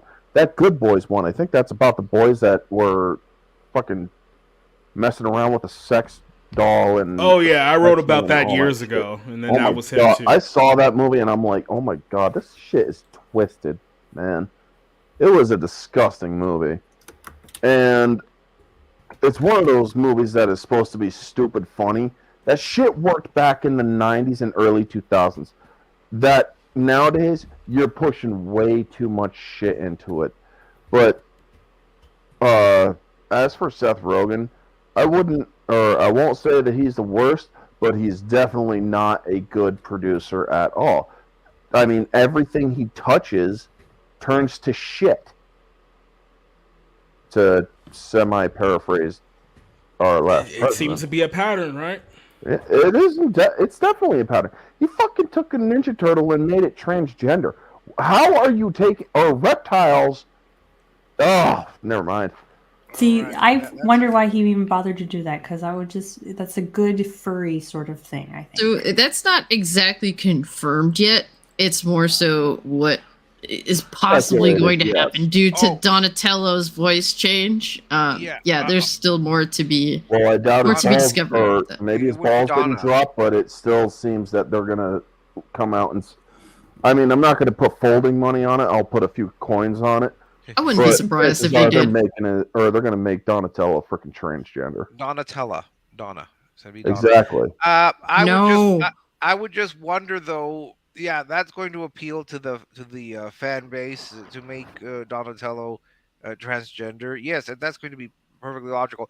Well, to answer Jacob's question, I'm thinking, well, I'd like to say somewhat, like Golden Globus, like back in the 70s and 80s, they did make Superman 4, The Quest for Peace. So there's that, but at least some of their films made money. I'm not sure that Seth Rogen has had a hit film since what? Knocked Up, maybe? He was in that one, right? I think he was a producer on as well as a writer. Yes. So he's been living off of that for years. He's had a long career of movies that have been they haven't turned a profit, with him either producing it or in front of the camera. And I mean, we've also talked about his television programming, like that Santa Inc., American Pickle, that holiday, that Christmas one, the night before, where it's like Joseph Gordon-Levitt or whatever. Yes, and I think Anthony Mackie But I mean, it's just been amazing how this man has made all of these films. None of them have turned a profit. Almost all of them are critically reviled. So, yes, I think he is one of the worst producers because the point of a producer is to make a successful product and not just. I mean, you keep the producer keeps the ship afloat financially, tries Yeah. to put everything on, try to make everything run, but also make money. Almost none of his films have made money. Almost all of his programming that I he mean, did for television have not worked well. if we're being very honest here, this dude's been living off of the glory of what Superbad and Pineapple Express for about almost 20 years now. What's From when I crazy was is that 18, when I was coming into adulthood, it was when Seth Rogen really was last relevant. So yeah, it's crazy to think that it's like the way that his film is now advertised, taking Teenage Mutant Ninja Turtles, like most recent advertisement and introduction, to to us as an example. They said from like producer Seth Rogen, who is like a teenager that never fucking grows up, and it's just like how does like this persona that you portray with Seth Rogen actually make me believe that he's a competent producer? I didn't watch any of these fucking movies that you listed off. Matter of fact, I've avoided them like the plague. I didn't even know that he was a producer for some of them. But thankfully, I have a pretty decent nose on what to avoid. But then again, I also go out of my way to try to avoid everything that comes out, if at all possible, for a very long time now. So it's just like a producer is supposed to be a relatively competent person. And then you have a fucking, 30-something-year-old juvenile 40. delinquent. 40-year-old juvenile delinquent that's like responsible for other human beings, and he's supposed to make sure that productions are actually, meeting quotas and that money is not overspent. Like, it just goes to show that, I don't like Seth Rogen because he's, fucking socialist or a fucking commie or both. Who the fuck knows? He said that like communism isn't a bad word. And it's just like, okay, motherfucker. And it's like of course I would believe that this asshole, and mind you, he's a hypocrite because I mean, doesn't he have his own weed business? But it seems as though he is pro like socialism in the very least, because socialism actually allows failures to continue to fail. And that is what he is. From what I've heard here, from what I've gathered, that he continues to get work despite producing nothing from a capitalist perspective. He's a failure on that front as a producer. So I want to throw this out there because a lot of people may not remember this, but Sausage Party, which I believe was my worst film of either 2016 or 2017, one of those 2 years. I've seen that one. There's another one where Seth Rogen produced it, starred in. It was basically just a giant like anti-religion film. Like they pretty much shit on everybody's religion. But not only that, but behind the scenes of that film, apparently they forced the animators, because it's an animated movie, they forced the animators to work overtime for free. That way they can keep the budget within $20 million. And then when the film actually came out, they refused to actually credit the artists that worked on the film. That basically, so not only were they working for free, they didn't even get credit for doing the movie when it was released. They didn't even put them anywhere near that film when it was all said and done. So not only was it offensive as a movie, but they did some really scumbag tactics behind the scenes to put that film together, which is another reason why I don't like this guy. Because look, everything that comes out of his mouth, everything that he said and he's done, he's just a complete scumbag to me. And the quality of films that he's involved with are all trash. They're all terrible. And I guess now he's his only really claim to fame is what, The Boys on Amazon, because people pretend like that's an amazing show based on all the memes that you see on Twitter. But I mean, well, even that's going downhill. So yeah, shocker. I am puzzled as to why, despite his long track record of failure, they still keep financing his films and buying his scripts and hiring him. He's not. Rob, you can say that about pretty much like half Hollywood at this point. No, and that's why I said J.J. Abrams annoys me more, because of like he's done failure after failure, and it's like he's good friends with Steven Spielberg, and that's kind of what keeps him in good graces. But it's like he's created crap after crap, and he's a TV guy who went to the movies and basically tried to be the next Steven Spielberg and failed. So even like Neo asked us earlier, who do we think was worse, J.J. Abrams or Kathleen Kennedy? Yeah. Kathleen Kennedy has torpedoed the brand of Star Wars in like 5 years. This is a brand that had a strong name since the 1970s, and she's come around in like 5 year period has completely destroyed that brand to the point where they can't even do movies anymore because nobody wants to work with her. I mean, I think they just announced like either today or like yesterday that they were working on some secret Star Wars movie, and the directors have already left the project, or the writers have already left the project. I will say this about Kathleen Kennedy, though. That woman, for like all her faults and everything, she has stuck around Hollywood for 40 years. And there's a reason for that. So I'm going to say she was pretty good at her job leading up to that.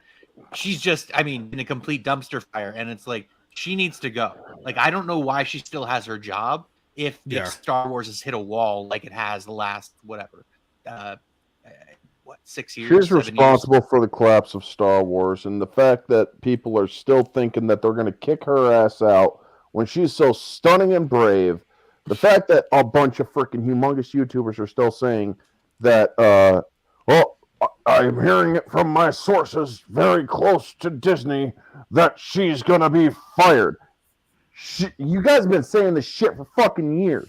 At this point, who cares? Who cares? Yeah. They might as well continue to torpedo it. That's at least it's like, kill it. At this point, the damage entirely. is done. The damage is done at this point. Off. Like you can't save Star Wars. If you fired her tomorrow, there's no saving Star Wars after everything you've done over the last 5 to 10 years. It's over. Exactly. Yep. She is the death of Star Wars.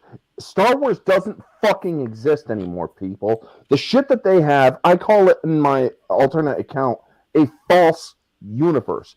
The only Star Wars that exists are the 6 movies, the books that are called the EU, and GT Clone Wars. That's it. The shit that George Lucas worked on with Dave Filoni, where he advised Dave Filoni, that was all he fucking did. He advised. He didn't direct. He didn't write. He only advised. And anybody who thinks that he did anything else otherwise is a fucking retard, because they don't know what a fucking advisory role is. The fact that that Kathleen Kennedy looked him in the eyes and said, "We are going to honor your work," and then look what she fucking does the second that Disney takes over. Gets rid of the EU, or gets rid of Legends, the EU, and basically says, "We're going to do it all over. We're going to do our own thing." Fuck what he thinks. They've done nothing but retcon the original trilogy and the prequel trilogy. They're making all the freaking legacy characters out to be fucking deadbeat dads, pieces of shit, and otherwise. And these people that are absolutely loving this shit call themselves fucking Star Wars fans. I'm sorry, a Star Wars fan doesn't actually, or a fan accepts what was established and what is. A fan does not seek to change shit. Fuck this shit that they call Star Wars. It ain't Star Wars. I'm sorry, you mentioned Star Wars. You put me on this you put me on this panel, and I get real fucking passionate when it comes to Star Wars. So would you say that Kathleen Kennedy is worse than Seth Rogen? Kathleen Kennedy is the embodiment of fucking cancer. Well, there you go. Boom. I have to say, like, I dislike Kathleen Kennedy's, like, what she did to Star Wars so badly that I made her a villain in my comic. So I named a villain after her. So thank you. It's on the record now. Kathleen Kennedy is a fucking Hitler of freaking production and producers. Yeah, like I said, I despise Rogen. I know that there's a lot of incompetent people in Hollywood, but to me, it's like this. Like he's one of those cases, like you said, with Kathleen Kennedy. He has to have some kind of like dirt on somebody. Like he has to have a picture of somebody you're fucking a horse, or maybe like it has somebody has somebody kids at gunpoint, or something like that. Because nothing else makes sense of why these people are still in positions of power after years and years worth of failure. It just doesn't make any sense whatsoever. Well, couple things before we head on to our closer here. We're still on Rumble, by the way, so definitely check us out and follow us on Rumble if you guys haven't already. I also want to let Rick know, because I'm pretty sure Rick is listening to you guys right now. Yes, I am. Just moments ago, Japan just won the World Baseball Classic, and it was Otani striking out Mike Trout to end the game. So there you go. So Yeah. Japan is once again the lords of baseball. So Well, that's right, and I mean that's something that you won't see often. Otani and Trout, who are like the two biggest names in, at least with the Angels, they face off against each other for the last, for the last chance for the U.S. to possibly win. yep. Those are moments that people will remember. But again, we're going to have to endure the pitch clock because obviously that's going to bring in fans. Oh dear me. I mean, at least we're going to have Well, another. at least we didn't have to deal with it in this tournament. So there you go. Yes, but I mean, those are the big dramatic moments that people love. I mean, you face two of the greatest players of their age right now, Otani and Trout. Yep. They're teammates, but Yeah, how tonight many they World were Series rivals. titles have they won? But None. And not with the Angels. I mean, Oh, yeah, how many times have they been to the playoffs? Jesus. yeah, exactly right. yeah. Well, I mean, I was gonna say. I know Spencer's cheering in the chat. I was like, I thought Spencer was Korean. Why is he cheering? But I mean, those are the great. I mean, those are the things that people love about baseball. The fans, the people who actually watch the game and care about the game. Those are the things that you don't imagine happening. And now it has happened. It's those big dramatic moments. You really could not script it any better. But we're still going to be stuck with all these awful changes. But who knows? Maybe this is some kind of turning point. Maybe this will get like other nations to actually care about baseball. Because what we've got Japan, and then we've got one team in Canada that people actually know.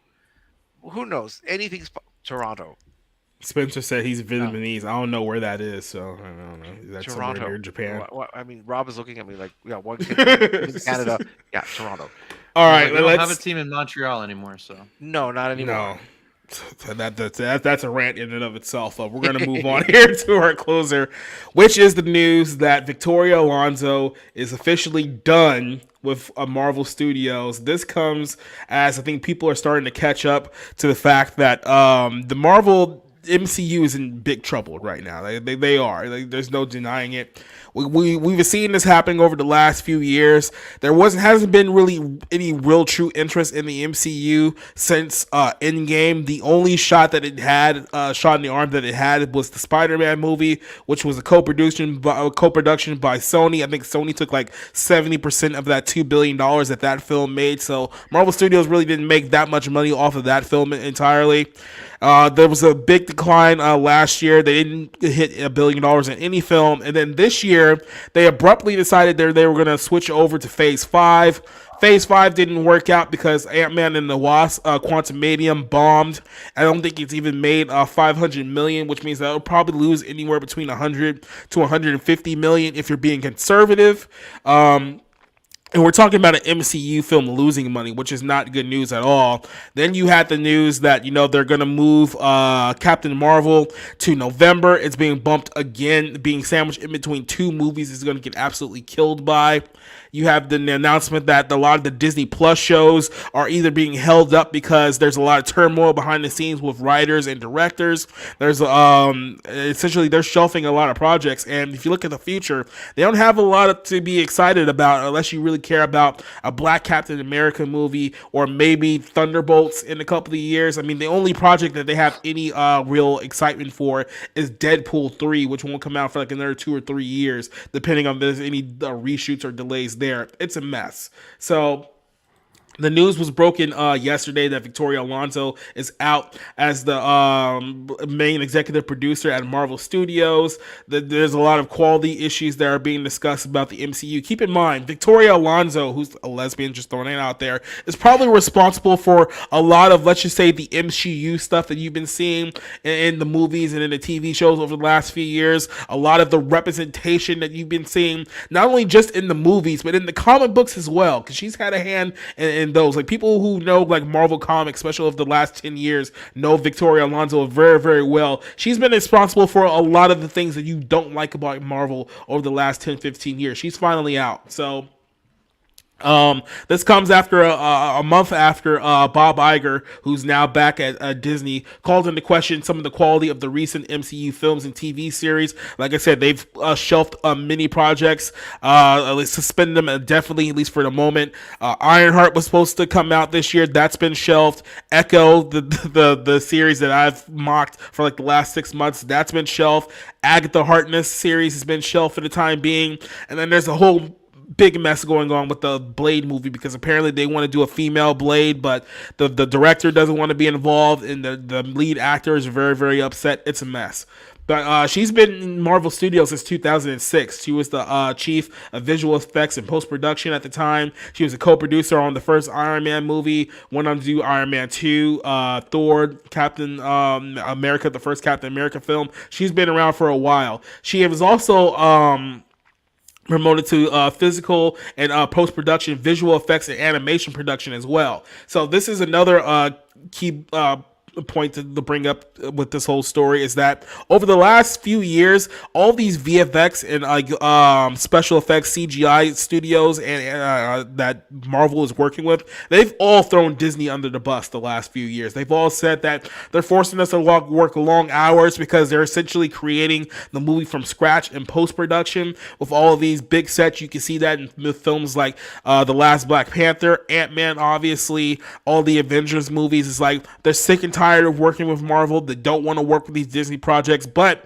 if they reject the projects, they essentially get blacklisted by the industry, so they're forced to work on them, but nobody wants to work with them. Everyone is very, very upset. So her being fired, there's a lot of people working in VFX and special effects that are very, very happy that they don't have to work under her again. Now, don't celebrate too fast because we don't know whether they're going to hire someone who's going to be even worse than Victoria Alonzo. That position hasn't been filled yet, so these things rarely get any better. You're usually going to get someone even worse. So I don't know. Maybe they'll hire the MCU equivalent of like Lori Lightfoot next because they have to get somebody who's even more progressive than her. We don't know where this is going, but she's out.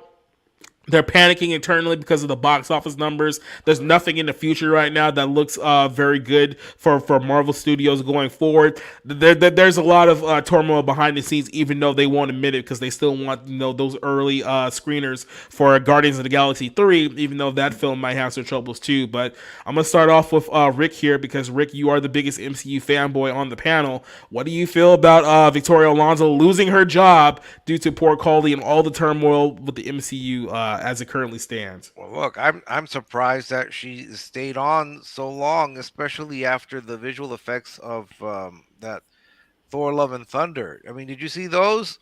Yeah, they Those were are the bad. stuff of legend. No, I mean that was an incredible moment in cinematic history. Look, she's part of the problem, but she's not the whole problem. Let's face it. It's been a mess for a long time. But if this is a beginning to clean house, that would be a positive, and maybe more people will get fired. But if she's just going to be a one and done, and she's being made like the sacrificial lamb or the sacrificial donkey that they had on the Oscars, I Goat. mean, yeah, well, what was a donkey that they brought out? Screaming goat, you mean? Just screaming at anyone.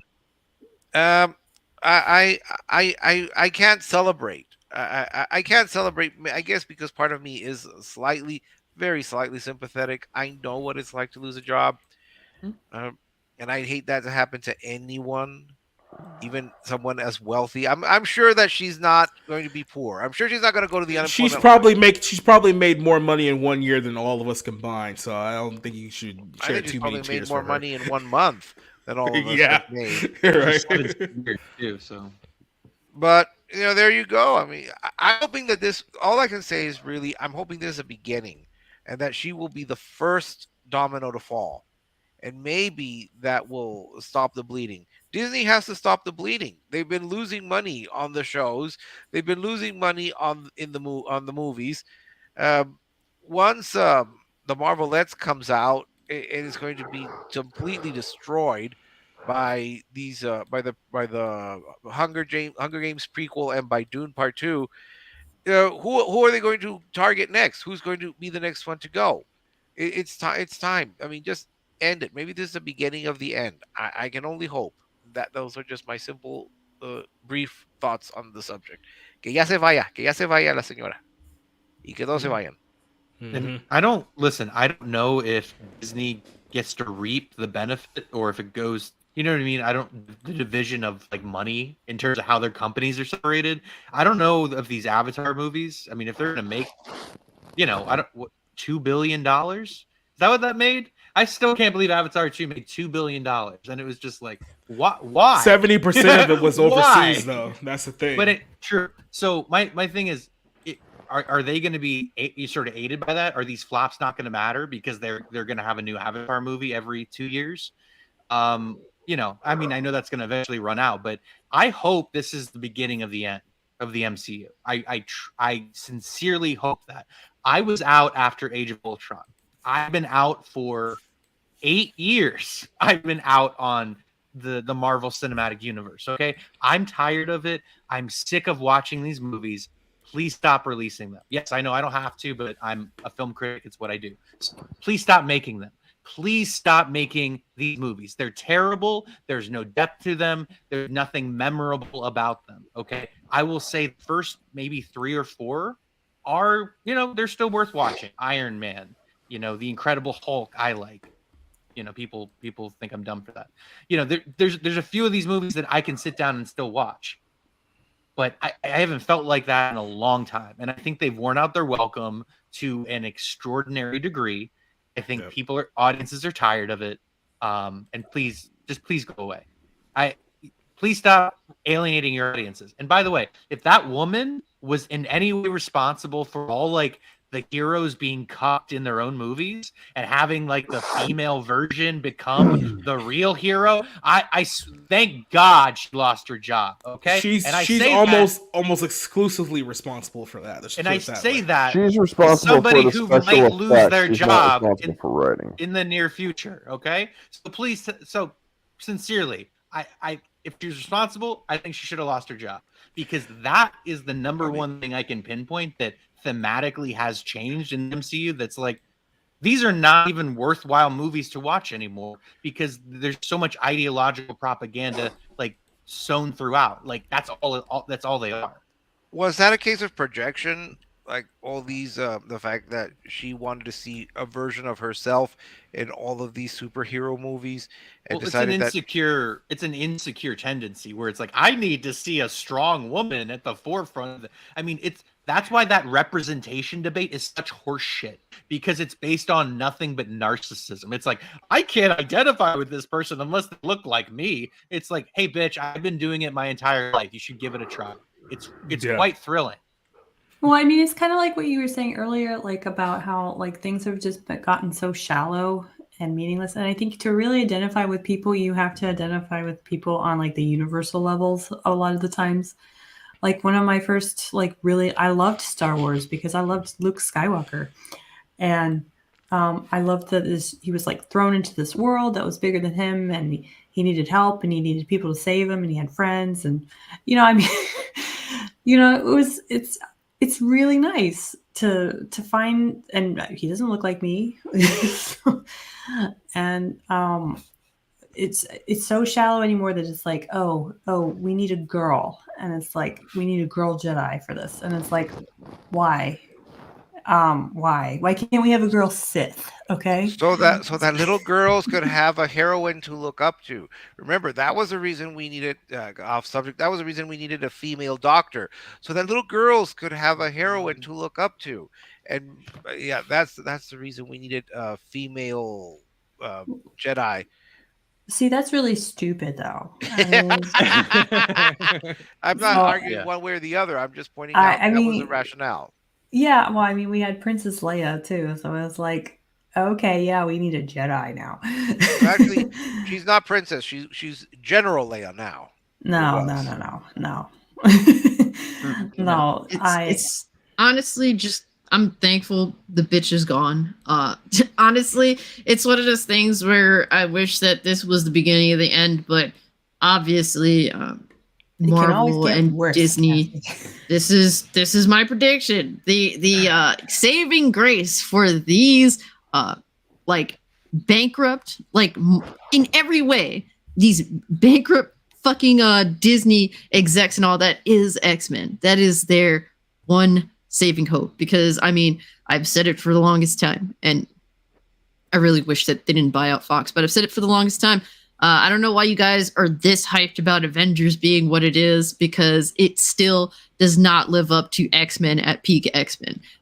Marvel has spent over a decade just dumping on X-Men in the comic books before it was even fun to dump on comic books. Like, this is like 15 plus years worth of just making shit X-Men comic books for the sake of, well, we're not going to push them because we do not own the movie rights to X-Men. So X-Men has suffered from poor comic book writing for far longer than any other property, really, sadly. And that is because Marvel knows the strength, the power, and truly the connection people do have to X-Men. And not only are they going to use that to their to their benefit, they will exploit the X-Men in every way, shape, or form, because these people in these so-called creative spaces truly do believe that X-Men is directly connected to every social issue that is overpushed and fucking overpushed to death, really, of modern time. They really believe that the creators themselves created the X-Men, or some of the most like profound writers of X-Men really did directly relate the lore and the history of X-Men directly to civil rights movements and all sorts of movements, when they have said that that is not the case. And even one had said it was not the case, but I can kind of see why you would think that. But there are plenty profound writers that have said, no, that is not the case. But these fucking dickheads genuinely believe that. A lot of the propagandists that actually pretend to be fans of X-Men actually believe that. So X-Men is going to be the new cultivist of these people's insane rhetoric, and they're not going to stop. It's just going to be done in a different way now, with honestly better fucking characters, and I'm afraid that they're going to continue to my greatest fear, and I've been holding out hope that they will go to the realm of X-Men and doing this shit with X-Men that they've been doing with Avengers, but with better characters and even feeling more entitled to do so given the lore. You want to know what I find extremely entertaining is that everybody, or some of the people who are celebrating that this woman has been fired, seem to think that this is going to improve the situation. Have they not been paying attention? If they fired this person because they didn't fire her because she wasn't woke enough. They fired her because she was making all the wrong decisions when it came to special effects. If you fucked up or pissed her off, she gave you the hardest work. And even if you were qualified for it or not. And if you were on her good side, she would give you the easier things. Well, it turns out that She-Hulk, Ant-Man, and the Wasp, apparently those people pissed her off a lot, because look at the special effects that they delved into on those frickin' train wrecks. Now, this woman, she's 2006, so yeah. Her special, she was in charge of the special effects area, is what I read, or is what I got a hold of reading. Now, if she is responsible for the writing, like Rob said, where they push the identity politics to the point where it's all female, all this and that, then yeah, she should have been fired a long time ago, because that led to the collapse of the MCU. Well, she's been pushing that. She's been like one of the main person pushing that agenda, not just like said in the movies, but in the comic books as well. Like a lot of these characters that nobody likes, that you're starting to see in the movies as well, is largely a part of Alonzo. She's been the one talking about, we need more diversity, we need more LGBTQ representation, we need to get all the agenda stuff that you're seeing with these movies. She's been a large portion of why that stuff is being pushed. Now, here's here's the, like I said, this is the question: is that a lot of people are saying that, well, Disney has had a rough financial patch now over the last few months because of some of the things that are going on in the economy. People are pointing back to maybe the FTX collapse had a lot to do with it. A lot of the bank failures that you're starting to see now, they might have a lot of money invested into that. So they're seeing now that they can't just put $300 million of production behind these MCU films and expect that, oh, this film is going to make $1 billion because it's the MCU. Those days are done. So they're going to have to start making some kind of change here in the next few months. The problem is we're still talking about Disney here. And I've said it very, very many times over the last few months. Disney's going to be the last one to fall when it comes to this woke garbage that you're seeing in movie theaters right now. There may be some studios out there that may try to correct course and go another way, but Disney will be the last one to do it. So are they in a position now where they're looking at their financials and saying, hey, look, we got to get people back in the theaters one way or another. We can't waste money on Echo and Ironheart and Brie Larson and all these other properties that are just toxic that nobody wants to see. We got to get back to making good movies again. Have they come to that realization? I guess we'll find out here in a few months. I don't have very high hopes for it, but what do you think of just the future of the MCU here before we wrap things up? It can't be just her. It can't be just Alonso who has to go. It's whoever planned out the things like Ironheart and the one-legged Native American lesbian deaf show, because that's going to be a huge demographic. The problem is that it's not just her. All the people who were involved in the MCU and in Phase 4, Phase 5, Phase 87, they bled the product dry. And they're doing the same thing with Star Wars, with all of these shows that are less and less popular. They are bleeding all their properties dry in a bizarre idea that people are going to keep watching the TV shows and the movies because they're that addicted. Look, they've been losing money. Maybe Guardians of the Galaxy 3 may turn a profit because it still has a lot of positive feelings from people. But the Marvels, that's not going to bring in positive feelings. Eternals pretty much bombed. Ant-Man bombed. All of these other shows bombed. I mean, what the Thor didn't do so well. And now what I read I think it was Bounding the Comics that they're cutting something from Blade. They're cutting the character that was popping in there. Yeah, essentially with that one, just real quick. So they want to do the plan before all this happens that they want to do a female Blade. What's his name? Ali, the guy we talked about last night. Mahershala.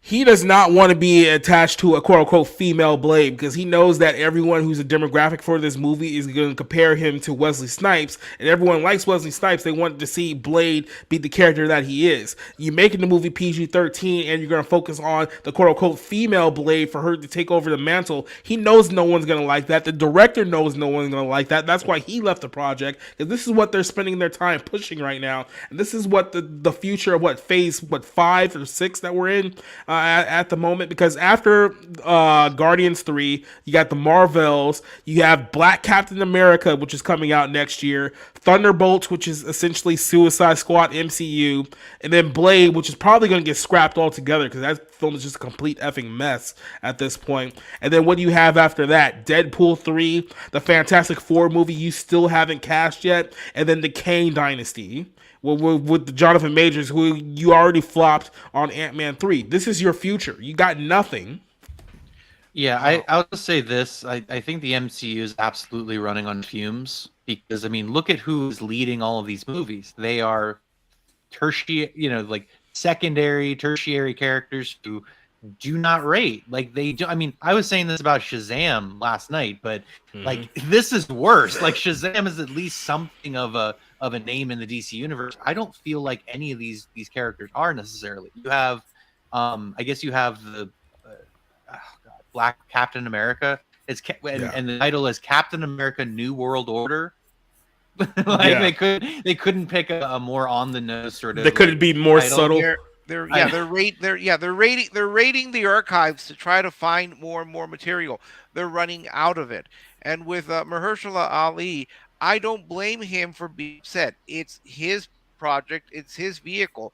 It's supposed to be his starring role. The man is a two-time Oscar winner, and Yep. yet he's being pushed aside to promote not a minor character, but a secondary character. And he's probably smart enough to know he's seen what happened with Shazam when he was relegated to a secondary character in his own movie. Ant-Man, the same thing. Of course, he's going to be looking out for his own career. And if he sees what has happened before, and he knows that they're going to threaten to do that with him in his movie, of course he's going to be upset.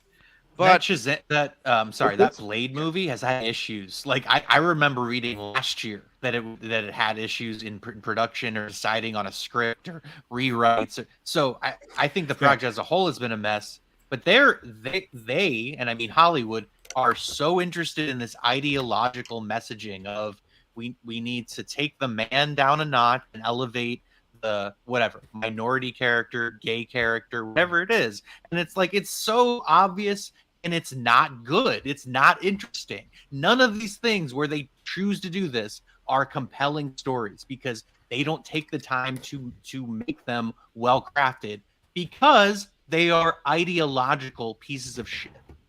not even that. They're not financially successful. We've already had all this. I mean, you remember Bros? That flopped. Spoiler alert, another LGBTQ centric film flopped. We've had flop after flop after flop after flop. And all of these pushing to put the minority and the woman and the LGBTQ character. Again, there is nothing wrong with having that. But when you what was that was it that Robin mini series or that Robin comic book series that got canceled because I mean nobody was buying it even though it had a bisexual or gay Robin. I mean, sorry, just turning your character gay, an established character gay or bisexual or what have you, that's not going to bring in gay audiences. And you just they're going. The thing is, your current audience has felt as though they have been attacked or tossed to the wayside or outright being mocked for the sake of just illogical morons blatantly throwing jabs at their current user base in order to go after other bases that are small percentages of the entire world, quite frankly. And they're not even responding. Exactly. They do not win over these individuals. And, you know, because at the end of the day, all this stuff is projection. All these people that claim they're pro LGBTQ plus, whatever, you may be that. You know, but at the end of the day, you don't really care. It's just all just to grandstand, just to act like you stand for something, just to make yourself feel as though you're important. And that in itself is narcissistic nonsense. And everyone is onto it. Like, we've been exposed to this for many years now, and we're not fooled by it. At first, a lot of us were honestly willing to hear individuals out. And that's the thing. A lot of us were totally willing to be open to, you know, everybody should, you know, be able to live together as, you know, if it be man and woman, man and man, woman and woman. Like, honestly, because it's like, if you want people to be happy, but then somewhere along the line over the years, it became, motherfucker, if you don't accept all these lists of things and you don't live by our standards, then we will socially destroy you. And it's just like, we have dealt with this for years now. And every time you want to morally grandstand and push all this agenda-based stuff, a huge portion of the population that will far exceed the population that you're going for will immediately step away because we've been exposed to this nonsense time and time again. Yeah, I mean, Cassie, wear the jersey, okay? Wear the jersey. But then we've also got that, that Indiana Jones film that they were threatening to replace. That's a mess too. With a female, and was it test audiences rejected it? Yeah, it's not going to work. It's gotten so bad. I've heard they're talking about cutting her out of the film entirely now. That's how bad. You know what's sad? You know what's really sad is I actually really like that actress, like from Fleabag. Like, I actually like her, and the fact that she's allowing herself to be used, like, and just kind of irritates the shit out of me. Because So Well, no, because the fourth, what was it? The fourth movie came out when I was coming out of high school. The Crystal, Kingdom of the Crystal Skulls. Kingdom Yeah, of the thank Crystal you. Skulls. That was a terrible movie. Trying to make Shia LaBeouf like their kid or whatever. Like, ugh. So I can't imagine how bad this one's gonna be. And it's like Indiana Jones and the Last Crusade was a great way to end that franchise. Should have never came back from that. Should have ended that way. But again, that's a case of bleeding the project dry. You're going to, bleed it, screw the fans, screw their passion for these products or these properties. They're just going to keep raking in the money and trying to get every cent. This is why I shit on Steven Spielberg so much, because he's responsible, by the way. Like, it's his project, it's his thing, and he's like, I guess, letting James Mangold direct it, but it's his movie, and it's like, this is what Spielberg's a great producer, and he makes money constantly, but his creative decisions are sometimes so painful. Well, he didn't make money. The choices he makes. He didn't make money with the Fablemans, so we'll put it that way. Yeah, there you go. But look, again, if Victoria Alonso is the first to fall, great. That would be a positive. If she's the only one to fall, then it's putting a Band-Aid on a bullet wound. That, as far as that would be my analogy. Well, all I have to say is fuck them, pal. Yeah.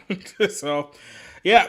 We'll see where this goes. Like I said, before I start celebrating or anything like that, I need to see who's going to be the next person in charge. If the next person in charge is even worse than the person you hired before, that means you learned absolutely nothing, and this thing is going to die a worse death than you could possibly imagine. So we'll figure it out here in the coming weeks. We'll talk about it in a future episode of the Barroom Podcast. But episode 40 here is done. It's a wrap. It's been a good show. We had a great talk with you guys. I'm going to go ahead and give the floor to my lovely guest here so they can promote and chill everything that they have to promote and chill. And speaking of promoting and chilling, let's start with the queen of promoting and chilling stuff. Johnson, yay. Yay, I'm a queen. I got taken to queen. Okay, so I have a Kickstarter coming live on April 25th. And yep, just check it out. We complain about culture, and we complain about stories, and we complain about a lot of things and rightfully so. So, but I actually create stuff, and I write stories, and I don't know. I just want to share them with people. So, yep. Oh, and Society's showing up my link. I made a podcast commemorative shirt for us. So episode check it out. 40. Oh. Well, it's been up for a while. I like you guys. And hopping over to our other good buddy Orange Hat, what you got coming up, my friend? Well, I got my mystery review tomorrow because today I was unable to do it because of the House of Pain. I usually do them Tuesdays 2:30, but tomorrow at 1:30 I will be doing my mystery review. The hint is Arthurian and off with your head.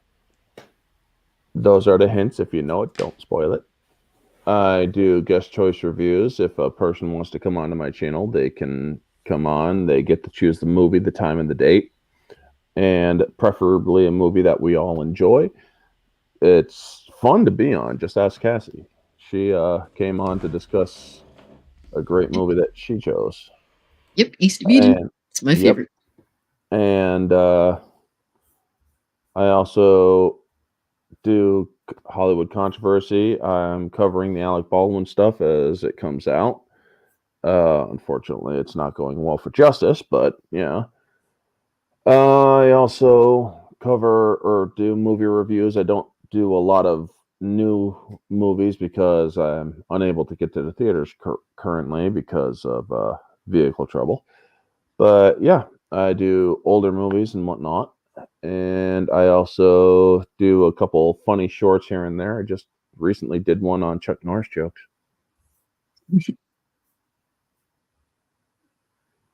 That's it.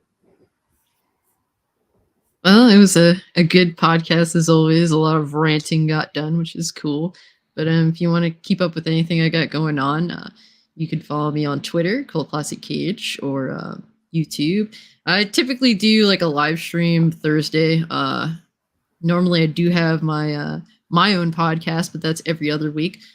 This Thursday it's going to be just me and not my friends. I'll be talking about general, like mostly gaming news and stuff, and also rest in peace Lance Riddick. It's really sad to see him having passed, and he was still a young guy, man. So that sucks. That'll be one of the things that we talk about. And yeah, if you want to just keep up what I got going on, if it be video games or just things that I'm into in general, if you're into any of these things, check me out on YouTube, Cult Classic Cage. Also, consider, guys, if you're into like Twitch and stuff, what Twitch is going on, consider an alternative called Kick. I just made a Kick account, and it's completely the wild, wild west out there. It's pretty entertaining. I'm literally, me and people watching, we're literally watching episodes of Ed, Edd n Eddy, and it felt good to just not have to worry about any nonsense. So that was cool. I might have to check that out. Jumping over to our good buddy Rob Motto. I mean, I know you have a Twitter account, but do you want people following your Twitter account right now? I mean, is that...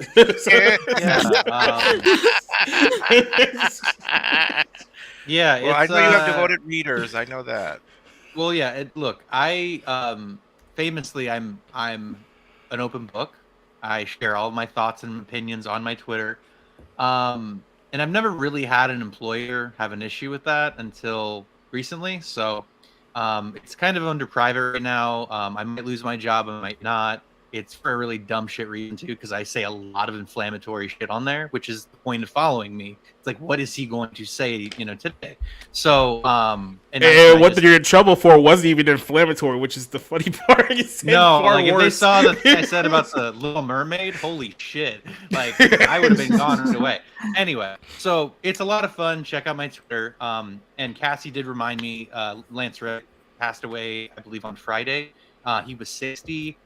It was just a big deal to me personally, because I love him in The Wire and Oz. Yeah. Those are two of my favorite TV shows of all time.